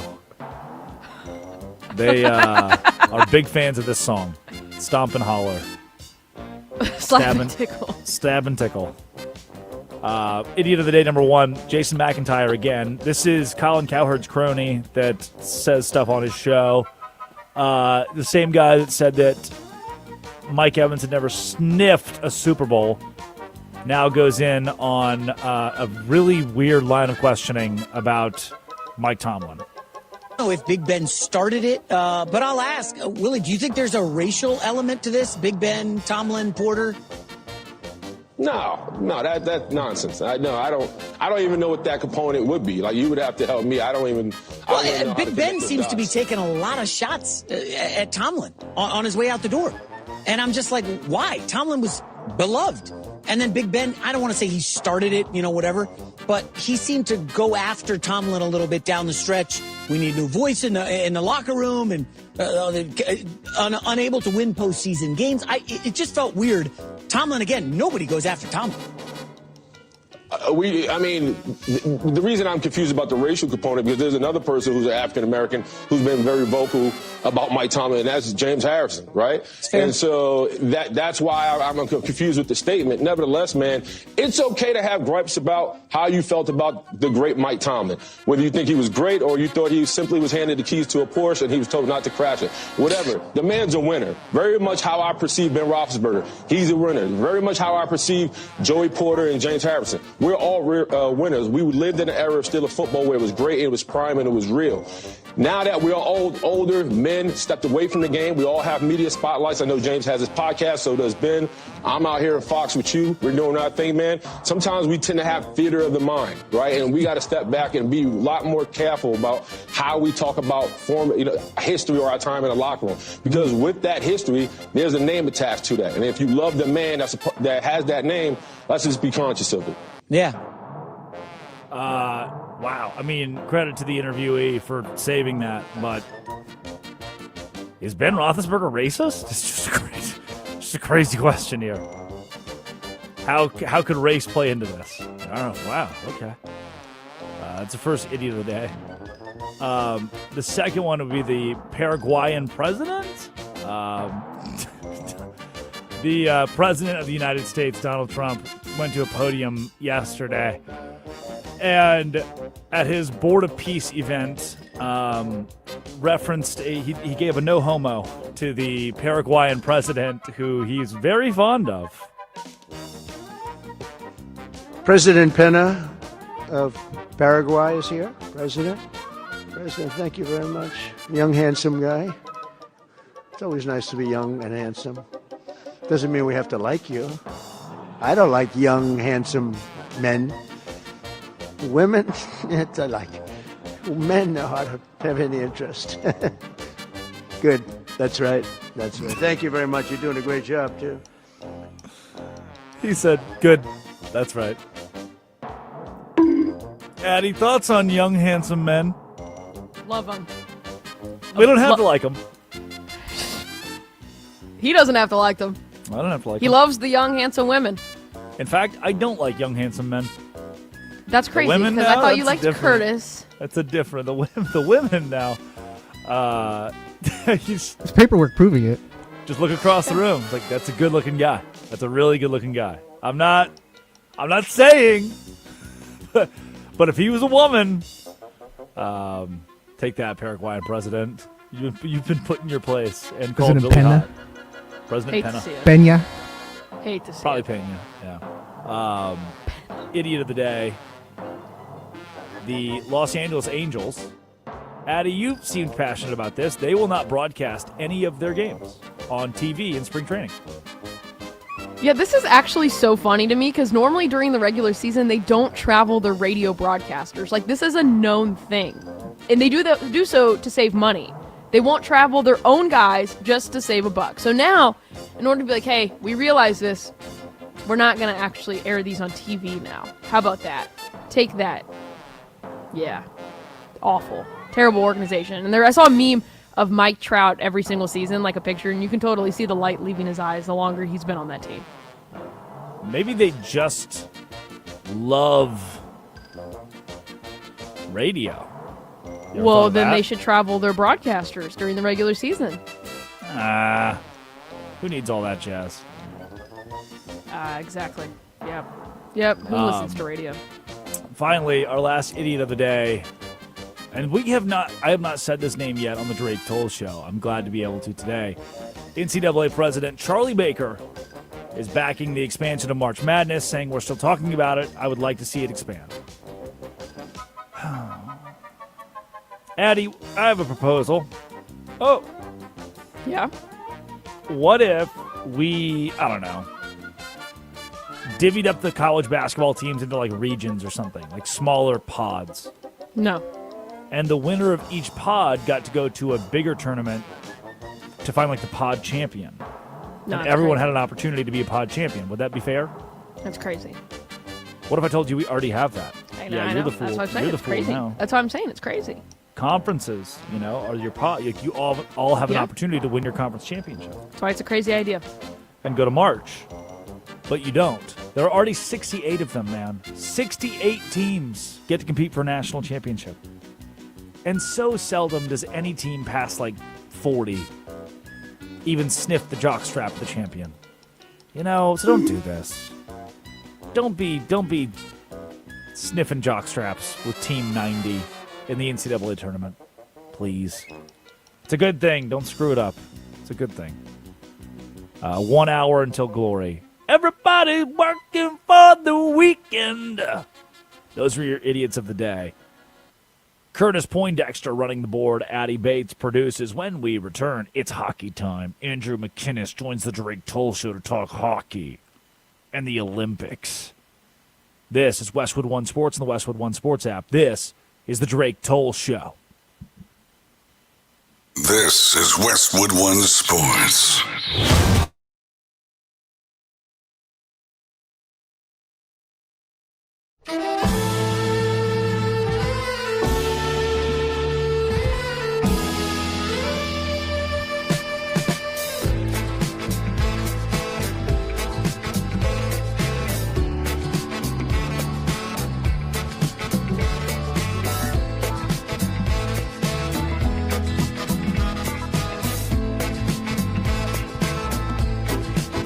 Our naked bodies go on trial just for laughing at the joke, just for saying of the bargain what any sales girl already knows. Most of us old men die at the firing line, just waiting for our number to be called.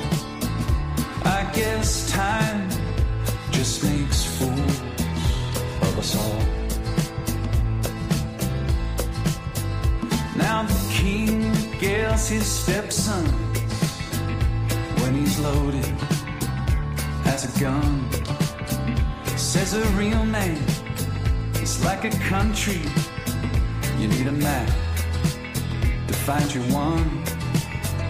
Now I do you suppose you must approach the throne with its back up against the wall. I guess time just makes fools of us all.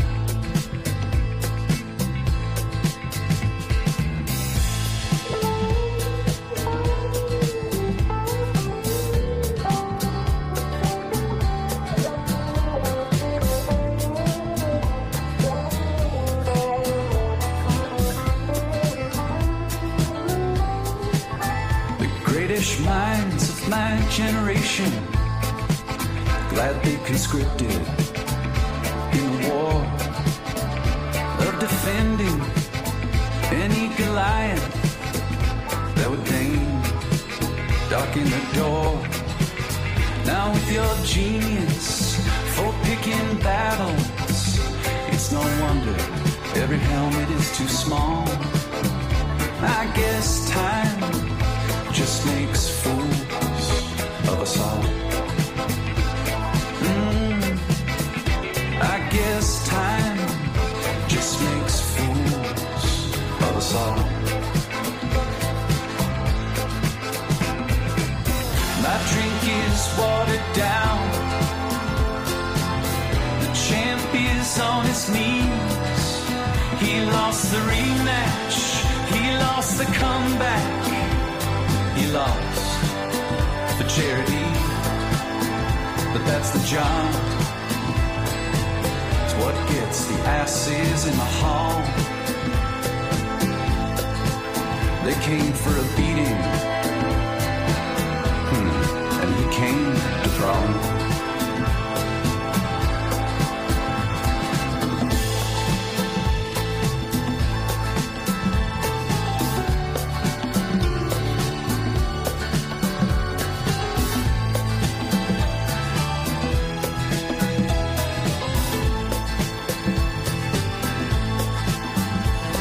Serve your client notice that of all the young gods I have known, yours is easily the least famous to turn down the cover of a Rolling Stone. Lily white faces, so familiar and yet impossible to recall. I guess time just makes fools of us all.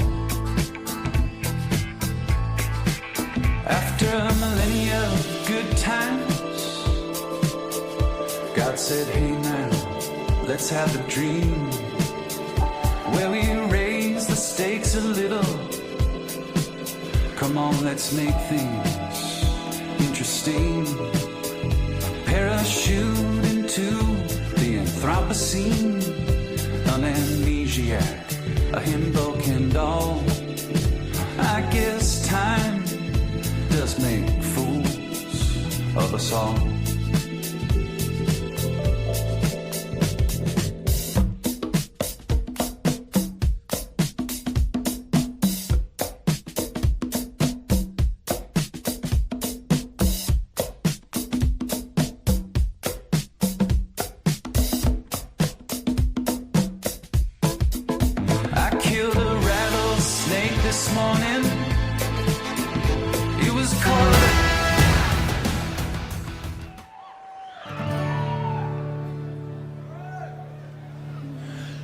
There are stars in the southern sky, southward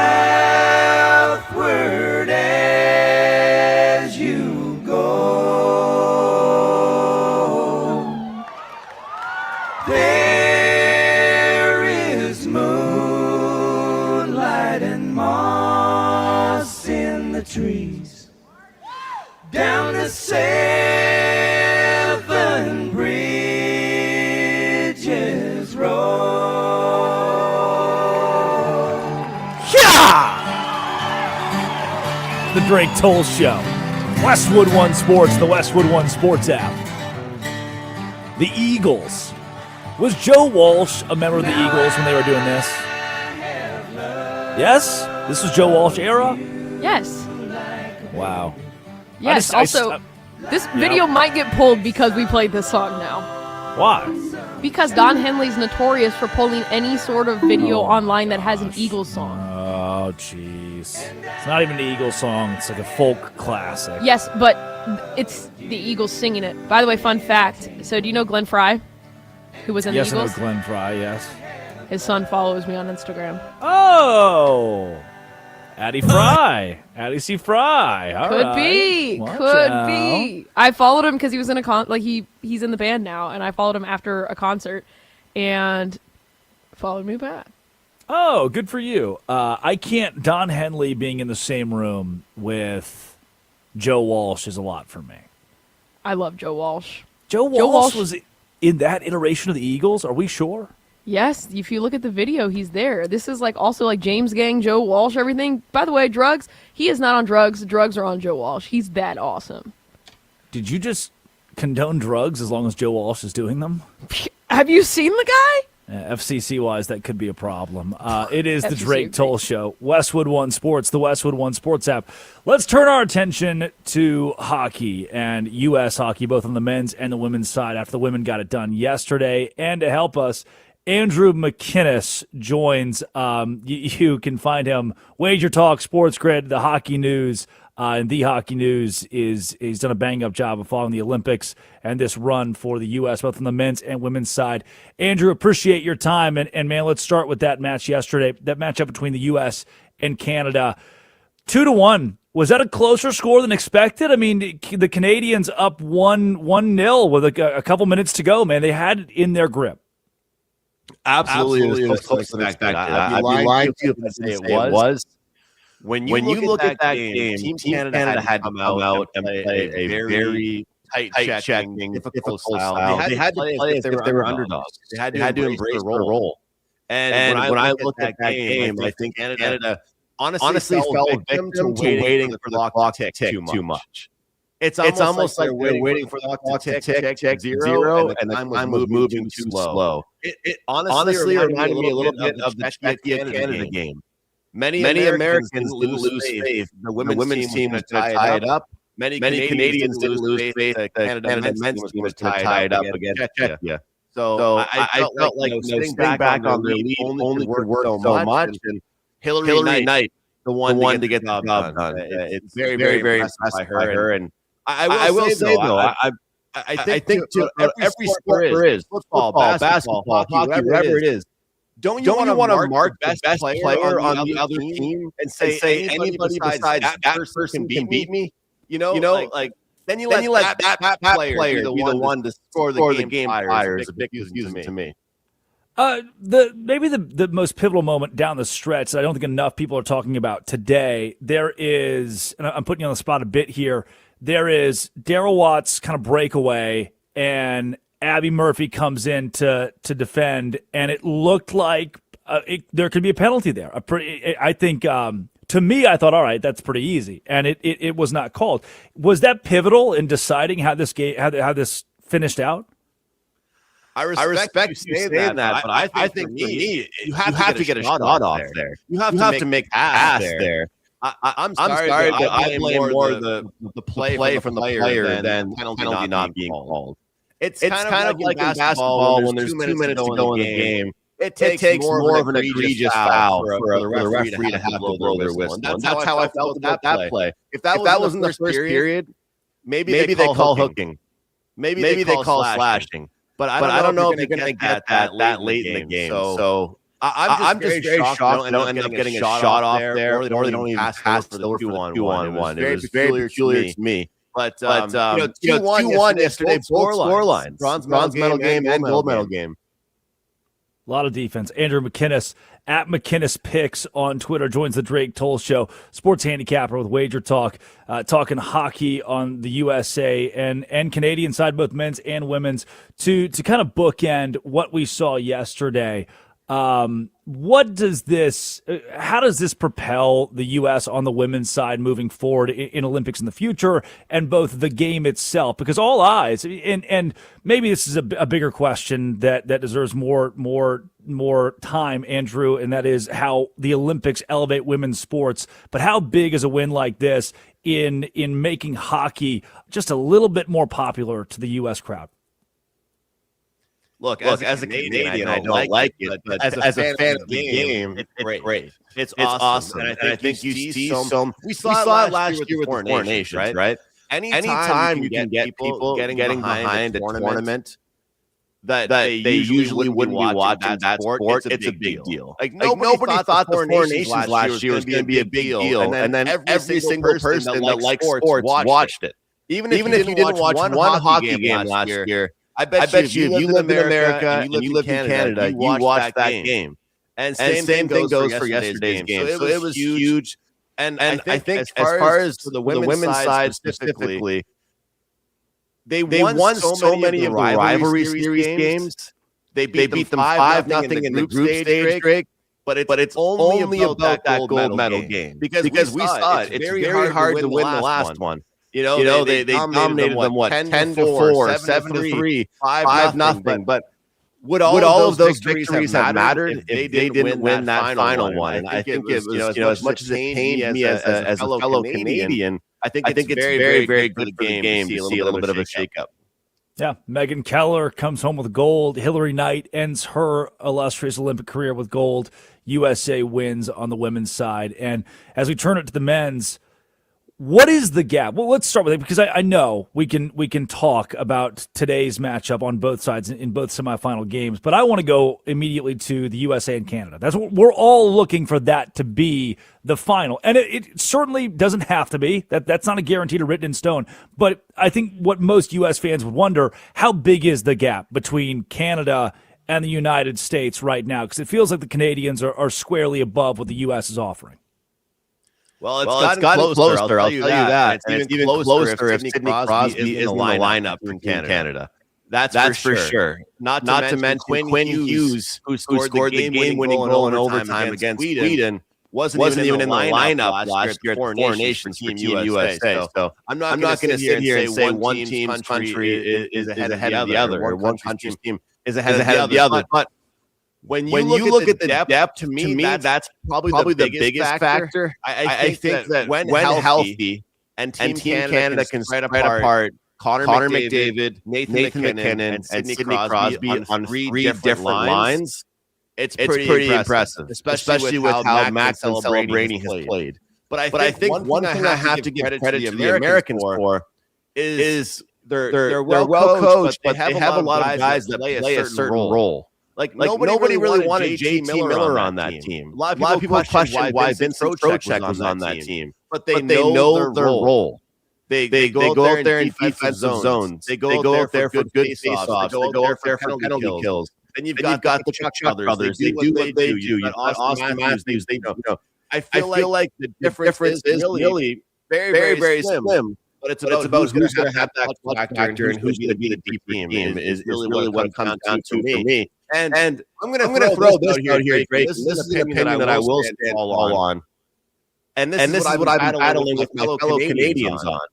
Connor Hellebuyck won the MVP of the NHL. He's supposed to be the best goalie in this tournament. Jordan Binnington having abysmal numbers in St. Louis Blues this year. Analytics are just absolutely appalled he's at this tournament right now. But he's not playing for the St. Louis Blues. Something's different for him when he wears Maple Leaf. And Connor Hellebuyck, he's yet to win that big game. So although Austin Matthews could have scored Four Nations, Chuck could have scored Four Nations, it was Binnington that made those extra big saves. So as much as we want to talk about defense and forwards, I'm very curious to see what ends up happening with Battle and Goal as well. Yeah. Do you think, and we could go on, I think, a little bit longer with the U.S.'s matchup today with Slovakia, but on the Canadian side, is there a world in which Finland pulls off a massive upset and takes down Canada? I think the world we live in where that could happen is if they play very similar to how Czech played at Finland. And I think that they're going to want to make it boring. And that's what I think we were talking about on the hockey news yesterday. You know, a lot of hockey fans actually they want to go to the arena and they want to watch a 6-5 victory, right? They don't want to watch one game. But I think that some of these countries that come in knowing they're underdogs, they need to play a little bit more of a boring style. And I think that's the best thing for them is to probably play that way. So, they've got talent up the middle. That's one thing with them, with Anton Lindell, with Sebastian Aho. They've got all kinds of guys. Arturi Lehkonen is a guy that can be versatile in all zones. But I just think when you look at the elite talent throughout the lineup, and to be quite frank, if we're talking about handicapping, like, wasn't that the perfect kick in the ass for Canada to get to wake them up a little bit? Like, if you want to talk about facing adversity throughout a tournament, even for the Americans, they had to face adversity as well. It was only a 1-0 lead. I think it's important for all teams to face adversity. So there's a world where it's low scoring, but if you told me today the final score of the game was 5-3, I would tell you there's not a doubt in my mind that Canada won the game. On the U.S. side, and this is where it gets a little hairier to me, there is this kind of giant slayer mentality for Slovakia. They've done it before, bronze medal in 2022. And Andrew McKinnis on the Drake Toll Show here, Westwood One Sports, at McKinnis Picks on Twitter. Knowing that USA-Slovakia is a much closer matchup than what you'll get with Canada and Finland, or at least should be on paper, What is the big thing to look at? If you're a hockey novice and you want to pick out this one thing where, hey, if Slovakia wins, it's because of X, what is that factor? Well, I'll keep it simple. It's because of their goaltender, Halavai, because he's going to have to be huge. He's probably going to have to make 40-plus saves today, even just to keep it close. And I will not tell you that I knew this character's name before the tournament started. I didn't know who Samuel Halavai was, but now I certainly do. And that's the beauty of Olympics. But I think that one thing about this Slovakian team, I mentioned it a few moments ago, talking about how some of the lesser, maybe popular as far as hockey countries go, is that they play to a certain system. They're not going to be able to play the fancy style, the razzle dazzle. It's going to have you just absolutely in awe every minute, but they're going to make life very, very difficult. So there is that clear underdog role. And let's not forget Juraj Slafkovský, he is probably going to be the leader of this team out there. He's the best player. And one thing he has going for him, Drake, and you mentioned it, is that they won a bronze last time out at the Olympics. Now, other NHLers weren't there, but Slafkovský was there as a 17-year-old, and he won the MVP. So for some reason, when he wears his country's logo, his confidence is at an all-time high. So I think for them, it's going to have to be the superstars have to show up. Dalibor Dvorsky has to show up. Thomas Tatar has to show up. And Juraj Slafkovský has to show up. But they're going to have to limit the physicality of the Americans, because if the Americans start getting going early, it's going to be very, very difficult for Slovakia. One thing as far as this game is concerned, though, guys, I do think we're going to see goals. Like, Slovakia is not scared to skate with teams. And we're going to find out if that backfires on them or not early on. But we saw against Germany, it was a back-to-back for Germany, but Slovakia is like, all right, let's drop the puck and let's play here. I was kind of saying that Finland's going to want it to be tight against the Canadians. I do kind of have a feeling that Slovakia is not scared to kind of drop the puck and, say, hey, let's score some goals out here. I don't think they're going to be intimidated. That is today in the Olympics, the United States of America, Canada, both facing off in the semifinals with Slovakia and Finland. And again, I think we could, and we look, Andrew, same time, same place in a couple of days. Let's do it, USA and Canada. That's the one we're all looking forward to, and was looking forward to having you on the show. Completely delivered. Andrew McKinnis, thank you so much for your time. Thanks very much. Take care. At McKinnis Picks on Twitter, you can find Andrew and his work all in and around hockey as the Olympics roll on. The U.S. winning gold on the women's side, and then in the men's, taking on Slovakia this afternoon. You can catch that on NBC. Curtis Poindexter runs the board. Addie Bates produces out of Washington, D.C. When we return on the Drake Toll Show, Westwood One Sports and the Westwood One Sports app, the Hammond Bears? Chicago is moving? Yes, they're moving the city of Chicago to Indiana. The Bears will have a new state, a new home pretty soon. At least that's the way it looks. Here's why that's bad. Sponsored by Progressive Commercial Insurance. Protect small businesses. Affordable coverage options. Quote today at progressivecommercial.com. Progressivecommercial.com. This is the Drake Toll Show. Number 4, Arizona.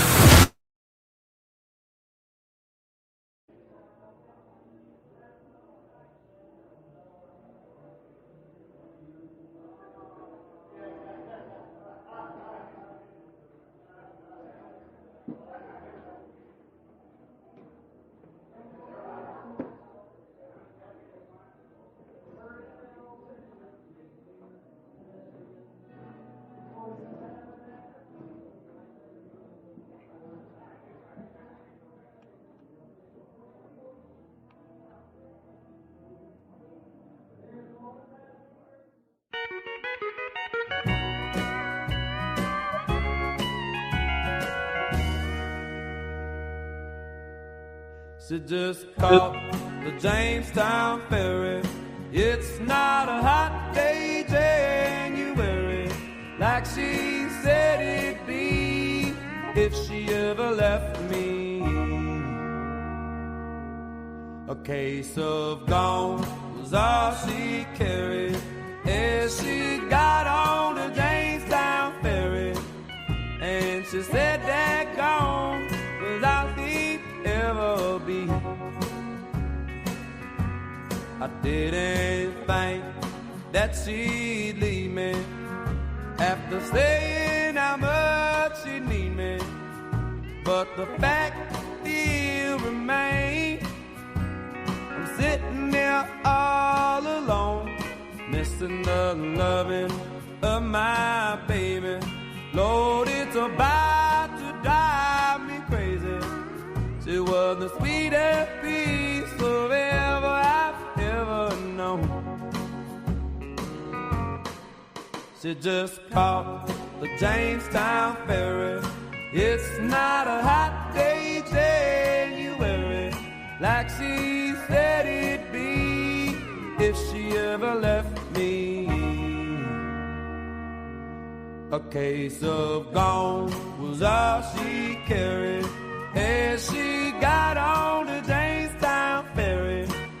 And she said that gone was all she'd ever be.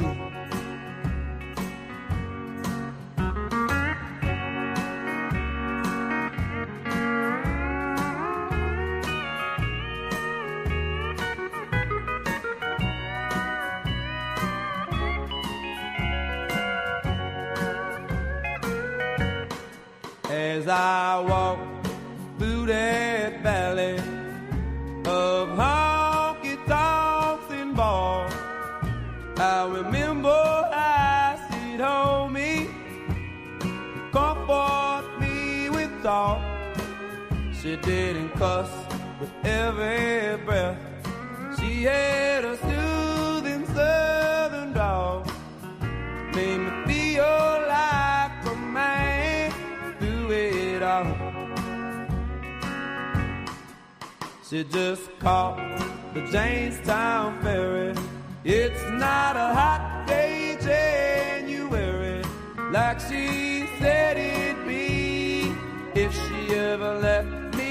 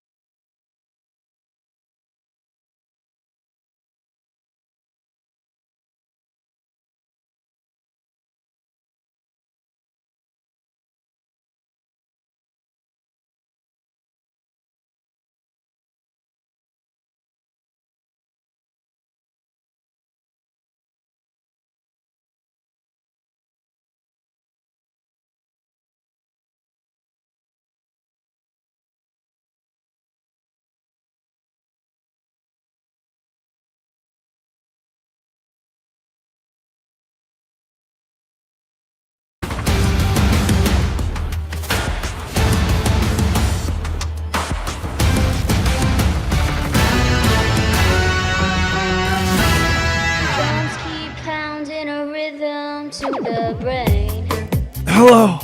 Hi. Hey. It's the Drake Toll Show.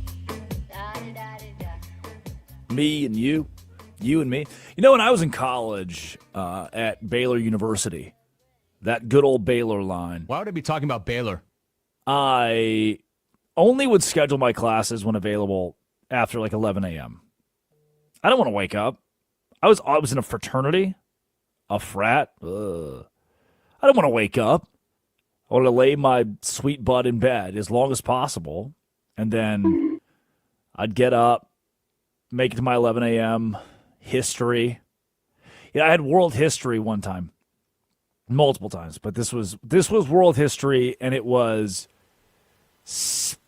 like 1550. We would start like 1550 China, 1400, 1550 China. And we went all the way up until the modern day, to like Cold War kind of modern day. You following? You tracking here? Drake, you took world history in college. I was a history minor. Yeah. I took every history. You didn't take that in high school? I did. What? Yeah. So what? I can't take it twice? What are you talking about? What's happening right now? No, I was just asking because I thought most people take like world history in high school and then you get like college credit for it. WAP.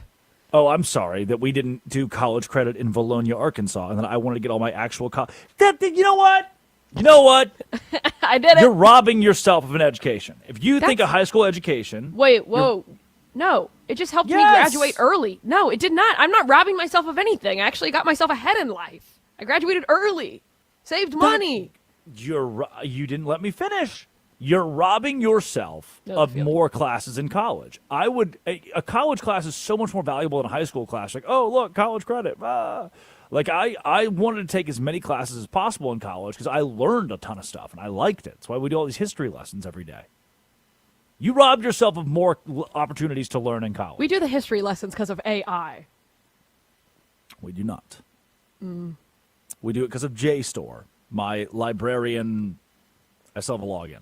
My librarian thing where I can read. I love history. Yeah. No doubt. And I am not going to say the guy's name. I'm trying to think of a fake German name that's still Johannes close. Gutenberg. Yeah, Johannes is there. Gutenberg is probably a little bit too extreme. Can we get another German last name, please? Boop, boop, boop, boop, boop. Johannes Gutenberg. Yes, it's a printing press. Yes. Okay, another German last name. Yeah. Curtis Poindexter. Yep. Hans Schnitzel. We'll say Hans Schnitzel. Oh, that's awful. What? You didn't give me one. So I show up to class, and Hans Schnitzel is my professor. This is sophomore year of college. There was a softball player in that class, which I thought was cool at the time. And Dr. Hans Schnitzel is this 91-year-old professor. Archaic, old guy, white hair, thick German accent, talked very slow. And one day, there's something about when you run into somebody who's 91 and from Germany that makes you think, I wonder. You're never not going to think that, Like, I'm sorry. You're going to want to think it. You're going to want to ask the question. If you're 91 years old, you're born and raised in Germany, were you? And so no one asked. We let the class go on for like a month and a half with Hans, what did I name him? Hans Schnitzel. And then one day Dr. Schnitzel said, hey, you guys can ask me whatever questions you want. And I did it. I was the brave one. Oh, my gosh. I was like, hey, so you were in Germany in 1936. What was the war like? Yeah, I'm really easing it in there. And he's like, oh, yeah, My uncle was a Nazi. Like, whoa! He's I cannot what? believe you asked that. Dude, how do you not? How do you not want to know? I think there's wanting to know, but then also just having human decency and not bringing What up is human decency? Is it unfair to ask someone who lived in Germany in the 1930s and 40s who they rooted for? Because the human decency is, I want to find out. If they rooted for the wrong side, okay, if they're on the wrong side of history. No, I know that. But the majority of people know that the German population is still, to this day, like, super, like, embarrassed about it. They don't like talking. Yeah, for obvious reasons, but it's just like, that he was a child.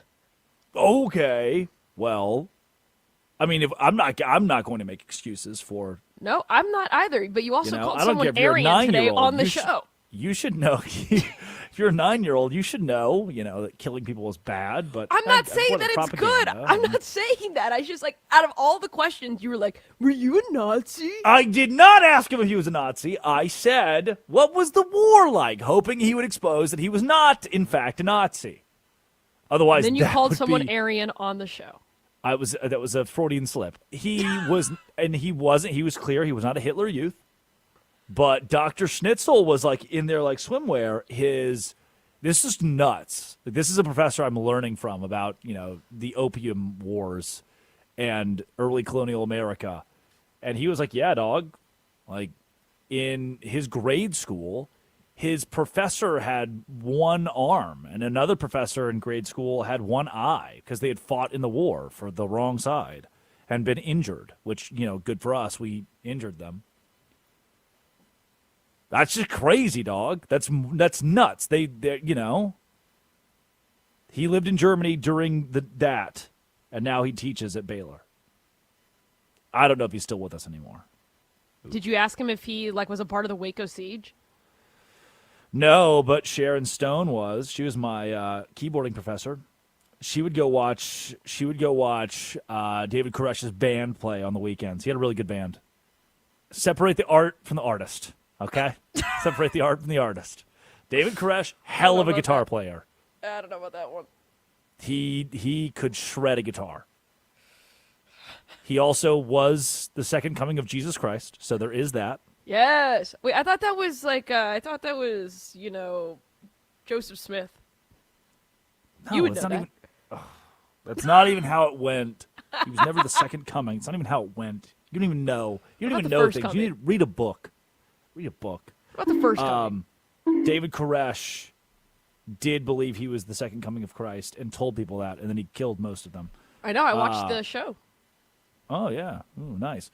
And I didn't believe that he was Jesus Christ until I moved to Waco. And then you're like, wow, what if he's right? Oh, my gosh. You got that wacko water. You drank the wacko Kool-Aid. No, the water is kind of funky over there, though. The water is pretty funky.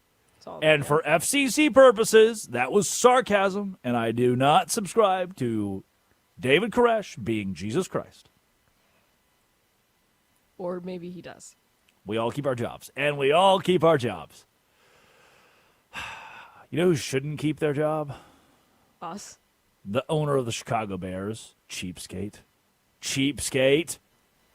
Here is the Illinois governor, J.B. Pritzker, saying the Chicago Bears, who may go to Indiana, Google me, have a future in the state of Illinois still. Governor, please fill us in. I can't tell you what's going to happen in the end here. I've been a Bears fan for a very long time, and I've wanted them to perform, stay, play here, continue to believe that that's the best thing for them. Brandon Johnson, the Chicago mayor, had some very stark words when speaking on the Bears potentially moving to Indiana. And that audio will be coming later. Please, anticipation. It's in the rundown. Indiana unanimously passed a bill to lure the Bears away from Chicago. This is a shift that happened yesterday, actually, where the Chicago Bears designated Hammond, Indiana as their new focus. That's the word to key on here. Focus of a world-class stadium. They're going to build a new stadium. They're going to do it indoors, more than like a dome. Yes, Chicago is pro-dome. Probably need that weather-wise.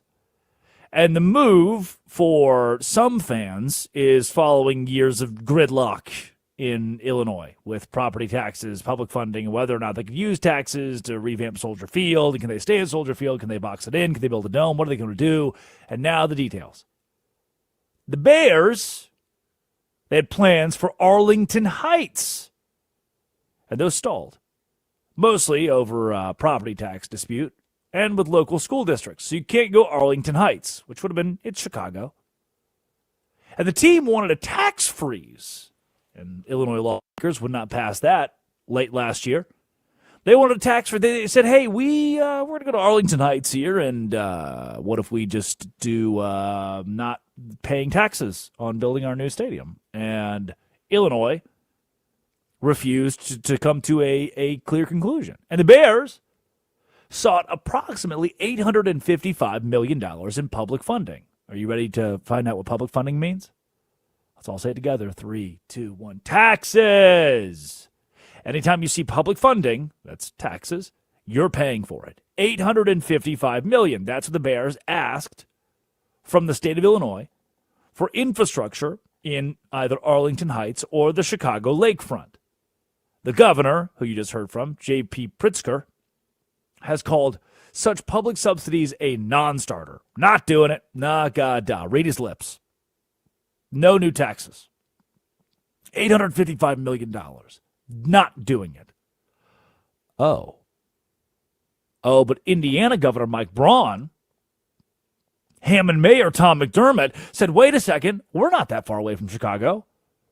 What if, in the little town of Hammond, Indiana, we were the home of the Chicago Bears?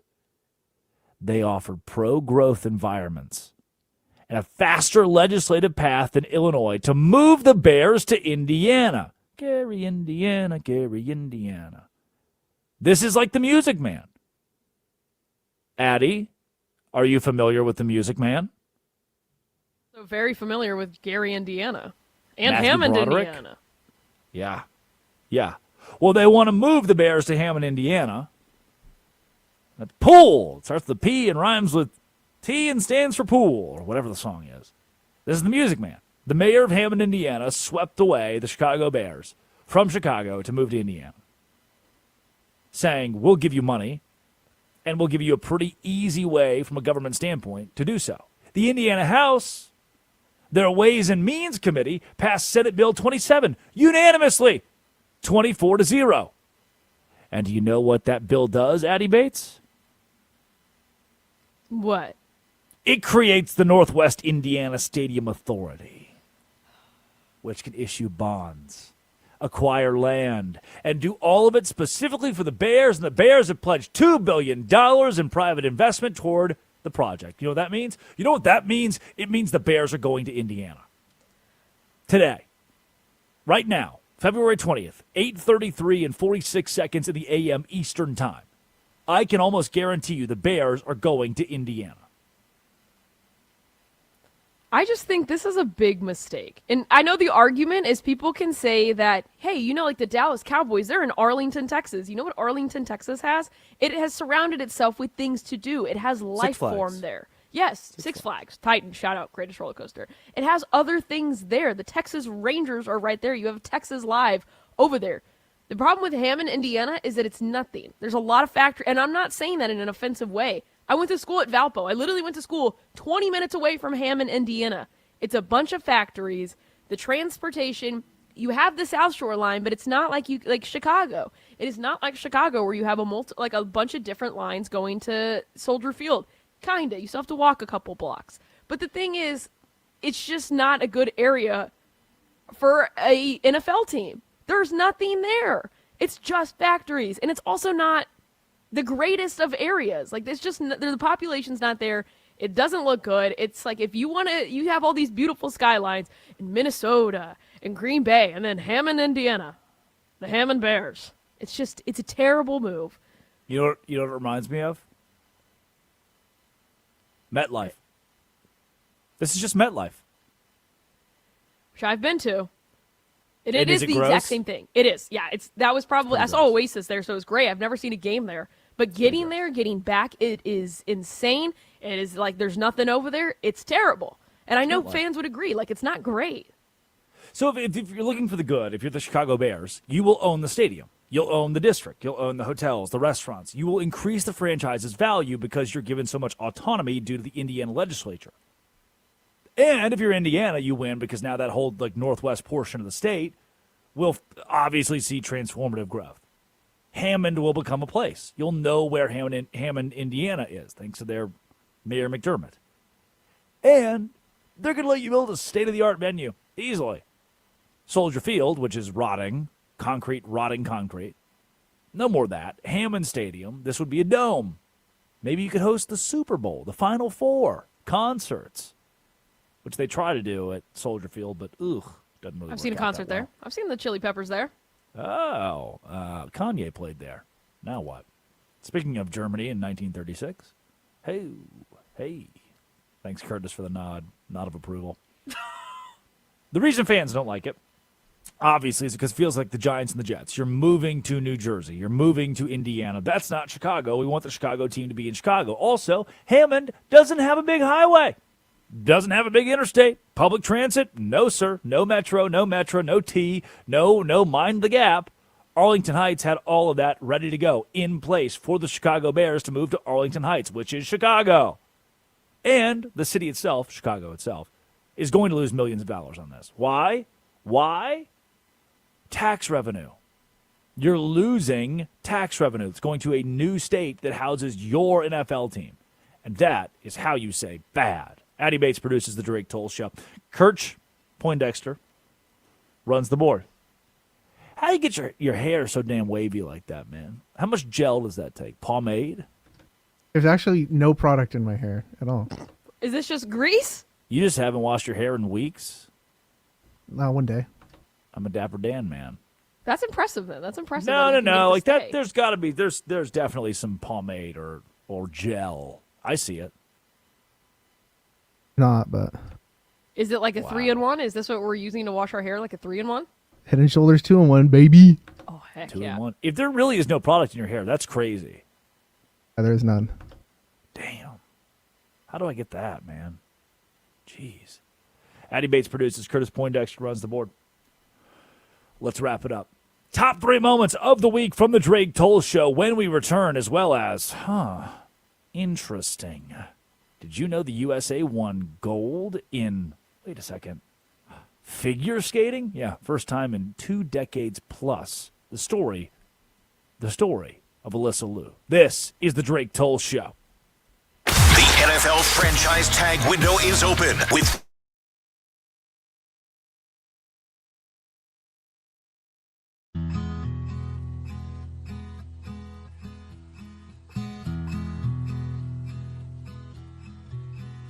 in the town of North Texas on a Rado, 100 miles east of the state line, 200 clicks from the old quarry, and west of those windy old pines, 900 miles south of the border, and 300 north of the other one.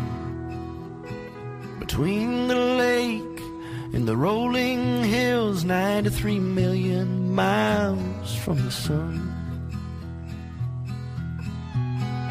Won't you take me home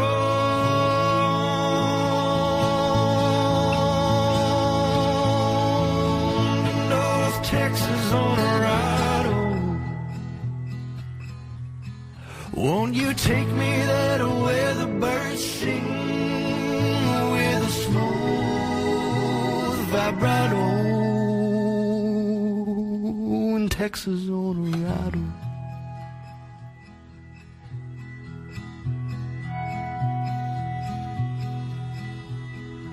5,000 miles from a big city where the crocodiles and the cacti grow. Go west on Interstate 35, take 4 rights and you're back on that road. Take a left, take a left, take another left, then another left, head east and you're heading home to North Texas on a Rado, the town where the dodos roam.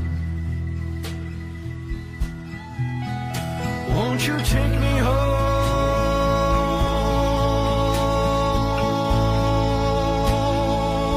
to North Texas on a Rado? Won't you take me there to where the birds sing with a smooth vibrato in Texas on a Rado?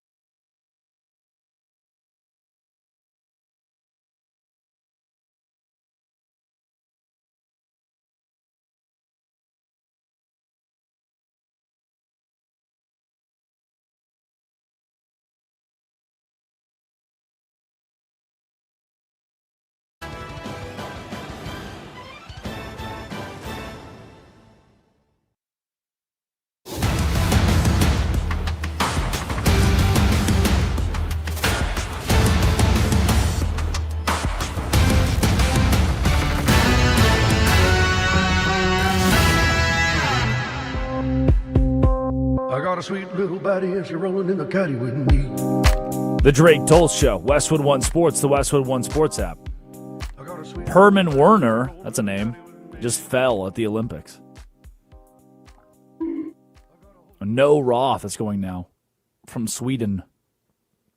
They're all wearing the Swedish flag on their teeth, which is weird. IKEA logo? The Kia logo, yeah. IKEA. The IKEA logo, yeah. Swiss. Hey, in case you're wondering, Alysa Liu is better than you at skating. 13 years old, world champion, bang, count it. 16 years old, Olympics, bang, count it. Finishes behind where she wanted to, so what does she do? She retires. Then late 2024, I was like, you know what? I'll do it. I'm ready. After a ski trip, felt the adrenaline rush again. Spent a year training. A year! 2026, Milan, gold. Blew everyone else out of the water. Alysa Liu is cooler than you.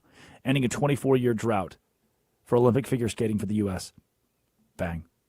Drake Toll Show, Westwood One Sports, the Westwood One Sports app. It's time for our top 3 moments of the week on the show. First, number 3, Andy McCullough on the new MLBPA director who will take over for the guy that was porking his sister-in-law. You know, Bruce Meyer is he's been intimately involved in the negotiations. He's their chief negotiator during the lockout after the 2021 season. Yeah, he's been a part of the union since 2018. He's a longtime, labor attorney. He worked under Donald Fear with the NHLPA before coming over to Major League Baseball. He's or the MLBPA, I should say. He's considered, a very, very hardline union man. He does not have a lot of flex to him. He's the sort of person, the bulldog who you would like in the room, theoretically, if you are the players. He's demonstrated sort of a lack of interest in bending towards what, the whims of the ownership class wants.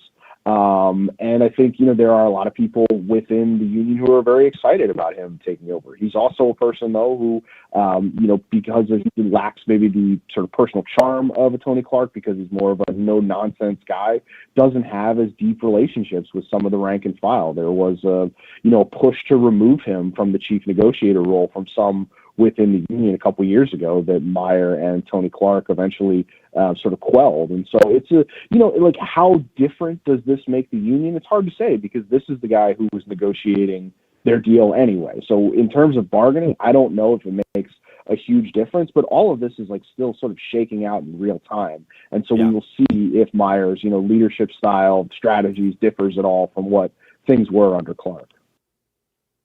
Chief negotiator, almost removed. Oh, Andy McCullough breaking it down with the T, the MLBT. Danny Wexelman then joined the Drake Toll Show to talk about Steve Cohen's comments about the New York Mets, who just, can or can't compete. The Mets who still need to figure a lot out. Here's what Danny had to say. I feel like, and if that was what you were hoping for, maybe that probably would have been something that you mentioned earlier in your tenure, because you do have such veteran type players, and you went out and spent almost $1 billion on one. So it's natural to think that somebody would eventually become a captain. I genuinely don't think that fans feel one way or another. I think because there were so many conversations about it last year and wondering, is it Brandon Nimmo? Is it Francisco Lindor? Are there co-captains? Does Juan Soto get captaincy? Because he's going to be there for almost 2 decades. So I don't really think that the fans care. And in the clubhouse, they have such a amalgamation of players, right? You've got Marcus Semien, who's a veteran in his own right, coming through, who's been there and done that. Bo Bichette, who was so close to winning a World Series. You've got guys from all over. Luis Robert Jr., who can't stay healthy, and you hope he does. So I'm okay if there's not a set captain, but I do think that requires extra from Francisco Lindor and Juan Soto and the players in that clubhouse to welcome everybody and try to make it as cohesive as possible. I was kind of surprised by the comments, but it doesn't surprise me that that's what he wants. I was just surprised he chose that setting to present the information in. Danny Wexelman on the Drake Toll Show here, Westwood One Sports, the Westwood One Sports app. And Danny, congratulations on the St. Louis Cardinals news. I know you're gearing up for the season with them. And look, it's got to feel really, really cool. And before we go there, because I do want to talk Cardinals, we've got affiliates across Missouri. last to kind of book in the Mets conversation here, Steve Please. Cohen also talked about kind of going toe-to-toe to spend with the Dodgers, those same Dodgers that are now the home of Edwin Diaz, and you've lost Pete Alonso to Baltimore. When a guy like Steve Cohen comes to the podium and says, hey, I like to spend, but didn't really back it up in the offseason, does that build some frustration amongst Mets fans? Well, I see it a little differently. I do think that I think what is so jarring is spending $765 million on Juan Soto, and then you hear this year that they're taking the direction of no long-term contracts. They don't want to have a lot of money on the books committed to guys long-term, especially guys who are a little bit older. That's not to say he couldn't extend Carson Bench if eventually they love him. So I think the messaging is mixed. That's really where I get a little confused. And maybe they're trying to save a buck or two. Maybe they're trying to prepare for the CBA. But he did spend. And to be honest, like, to give Jorge Polanco $20 million to quote unquote play first in DH is wild to me. You could have solved that in so many other ways, because when you brought in Marcus Semien, you traded for him, right? So you do take some money off the books. But instead of bringing in a guy who can play first and hit, Jorge Polanco is going to DH. I'm telling you right now, I would be shocked if Brett Beatty and Mark Vientos don't get the lion's share of reps at first. And so then you had to go and get way more players to actually be position players, because the Mets were missing that with run prevention. So they spent the money. They just did it in such a I felt like they were working backwards almost. They tugged at the heartstrings of the fans. They broke their hearts. They stomped on them. And then they brought in a ton of dudes who aren't necessarily the power slugging guys they need, but the lineup will be dynamic. I am such a fan of what this lineup could potentially look like and what these guys can bring, especially if Luis Robert Jr. is healthy. But they did spend money. They just did it in a backwards way compared to what they did with Juan Soto. That was Danny Wexelman dropping some knowledge in your lap. The Mets have a really good lineup, and you should root for them. And they did spend just on one guy. The number one moment of the week this week on the Drake Toll Show. Courtney Harkins, the marketing director for the U.S. ski and snowboard teams, joined today from Milan to talk Michaela Schifrin and Lindsey Vonn. I mean, she's a national treasure. She is, she's the most accomplished ski racer in the entire world, alpine skier in the whole world. She's 108 World Cup wins, and, she went 0 for 8 at the Olympics over the last couple of cycles, and it's been really tough. And mental health is a real it's a real thing in sports, and she's really battled it with some devastating losses in her life, with her father passing away a few years ago. And so seeing her back on top in the slalom, I guess was that yesterday, 2 days ago, was so special and so deserved. She's worked so hard for it. So I don't think I've seen that many grown men weep in quite a while. Wow, that is incredibly cool. The Lindsey Vonn story we tracked a lot last week, and going into, I think, toughness, resilience, those were the words that were thrown around a lot. What was the air around her competition, and take me behind the scenes of a competitor who tore their ACL but still wanted to go? I mean, there is almost no one tougher than Lindsey Vonn. She is so determined. She is so focused. And if anyone was going to be able to win a medal without an ACL, it was going to be her. And she just got clipped on that gate. She just put her arm right through that panel and went down so hard. I was standing at the bottom, with her team and with my team and everyone. And I mean, the whole crowd just went silent. And it was really sad and really scary, but I'm really happy that she's home and she's okay.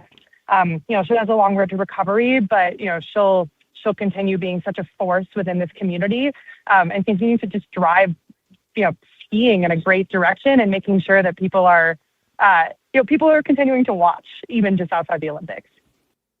So awesome. Live from Milan, live from Italy, Courtney Harkins. The number one moment this week on the Drake Toll Show. Neat to have boots on the ground and a correspondent joining us today. Addie Bates produces, Curtis Poindexter runs the board. If you were here all week, you got some crazy stuff. If you were here all week, you heard about an MLB Players Association director who was porking his sister-in-law, which you cannot do, and a Mets owner who just kind of sucks to listen to sometimes. He's just not telling you what you want to hear. And you saw the U.S. women's national team win gold in hockey, and the men compete in the semifinals today, hopefully to play Canada in what would be a must-see gold medal game between the United States and the Canadians in hockey.